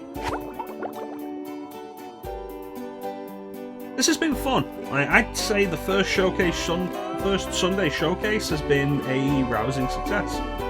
We also got like a bunch of new followers, which is really neat. I think we've got 3 new followers. Dan, Jelly Toast, and what was the other dude? Wilson.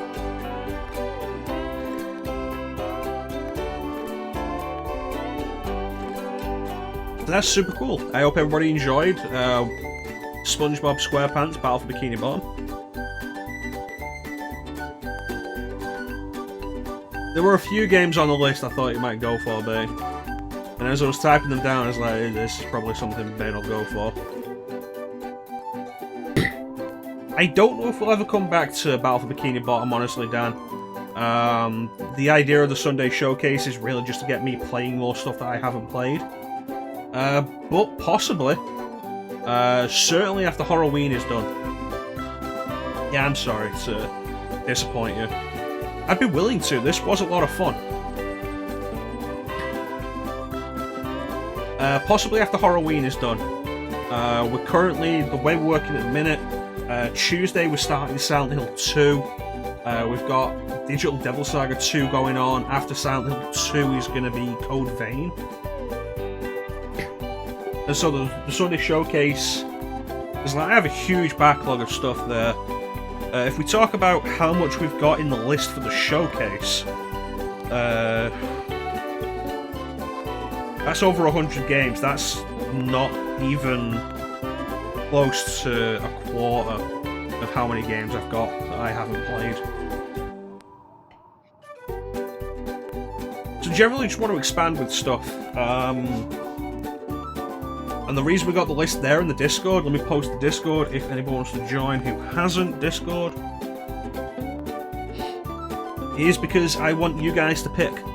I have a huge list, I could go for anything. I think it'd be better for you guys to pick. And Bane has chosen Shantae Risky's Revenge Director's Cut, which is a game I have on PS4. If you're into Shantae, come check it out. If you're not, if you don't really know what Shantae is, come check it out. Shantae is pretty cool. And I've been meaning to do the Shantae games for a while. But with that, it's time to call it. I want to thank everybody for joining the stream. Thank you so much for watching. I really appreciate the support. Big special thank you to everybody who joined the chat. We had a pretty crowded chat today. Ninja, Teep, Chansum, Bane, Megumi.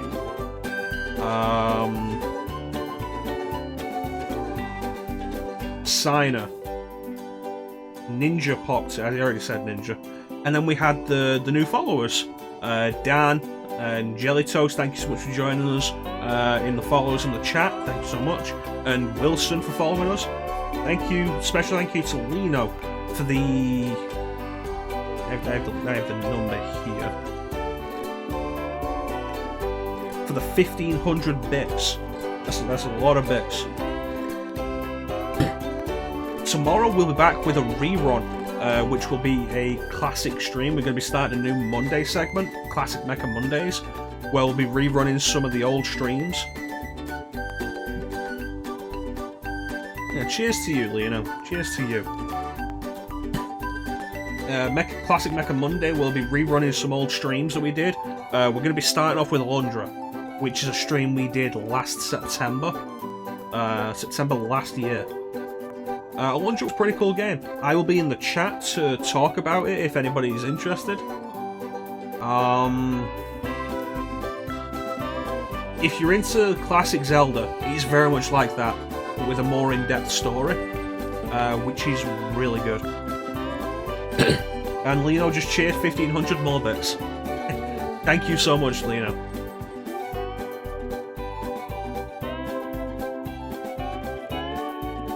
Casual is generally the main way I play games, Jelly Toast. I don't have the focus to play games like any more seriously. Even when I'm playing stuff that I've done a lot, like Resident Evil 2 like we did last night, or Metroid Fusion, I can do them pretty fast. I can have like any of the scenarios in Resident Evil 2 done in under an hour 45. My current record on Metroid Fusion is like an hour 17, I think. I might have pushed that down further, I can't remember. But that's still very casual play. That's me running through the game as fast as I can, but it's still pretty casual play. Actual focus speedruns, not something I'm really capable of. Well, I'm glad you enjoyed the stream, Jelly Toast, and I hope you guys come back for more. I hope you guys are able to enjoy some of the other streams we'll be doing. Like I say, Silent Hill 2 on Tuesday, if anybody's interested. Silent Hill 2 is a really good game. It's been a long time since I've played it. It may as well be a blind stream. It's been that long since I've played it. These days, when I think of Silent Hill 2, I think of the story more than the gameplay. But yeah, Classic Mecha Monday tomorrow, where we'll be going through Alundra, the first session that we recorded of Alundra. It's a really interesting game if you're into classic Legend of Zelda. It's very much like that. It's got a really interesting story that I don't really want to spoil. And if you end up interested in Alundra, it is available on PlayStation Network as a PS1 classic. And you can play it on PS3, PSP, and PS Vita. But in the meantime, once again, I want to thank everybody for watching. I always really appreciate the support. Thank you so much to everybody who joined the chat. Chat is always the best part of the stream. You guys are what make the stream for me. Tomorrow, rerun. Tuesday, Silent Hill 2. Both of those, 8 PM Greenwich Mean Time, GMT.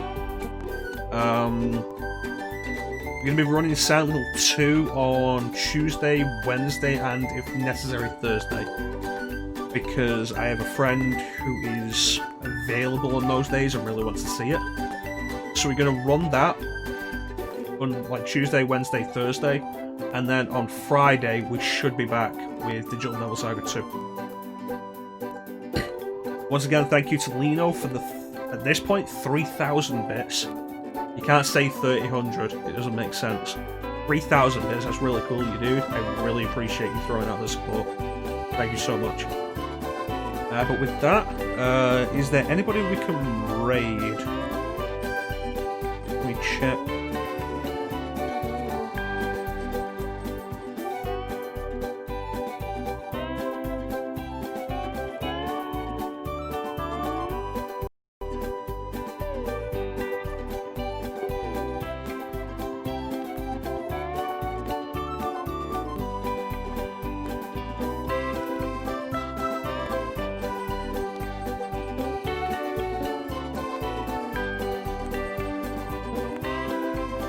It does not look like it, unfortunately. Everybody who's live is streaming stuff completely unrelated that you probably really want to actually see from the start. Like Rebel's doing Silent Hill 2 right now, but if you're going to watch Silent Hill 2, you want to do it from the start. I will give Magic a shout out. Currently playing Monster Hunter World. If you're into Monster Hunter World, he is really in depth with it. And really far. You can check that out. I'll give a shout out to Lino as well. Cool. Ultimate Online, really? That's interesting. Thank you so much for the bits though, Lino. And of course the person who requested this game, Megumi the Great, who was last streaming Art and Ellicom. Well, you say you love old school. There's old school and then there's the Ultimate series. I didn't even know Ultimate Online was still working. I thought it would have shut that down years ago.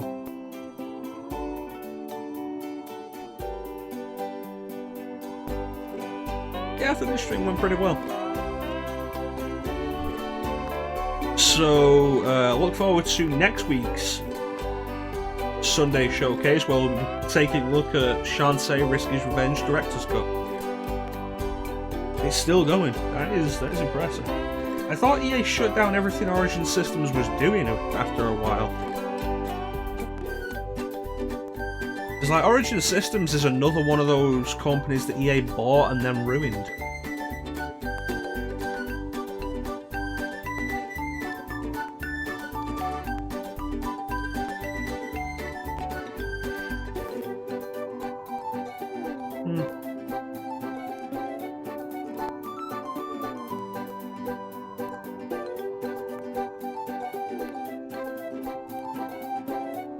I'm kind of surprised about that.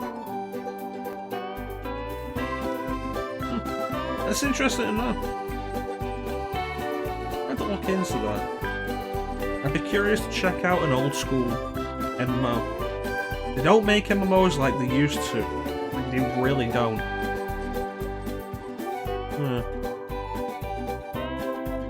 But yeah, that's gonna do it. Next Sunday for the Sunday showcase will be Shaun Risk His Revenge Director's Cut on the PS4. I will have to pick the next person to choose from the list. The list on the Discord. And I will have to remove Shaun Risk His Revenge Director's Cut from that list. But anyway, Shaun is pretty good, Jansum. Everybody has very positive opinions about it. I've never beaten one. I can believe that. You know, I can very much believe that.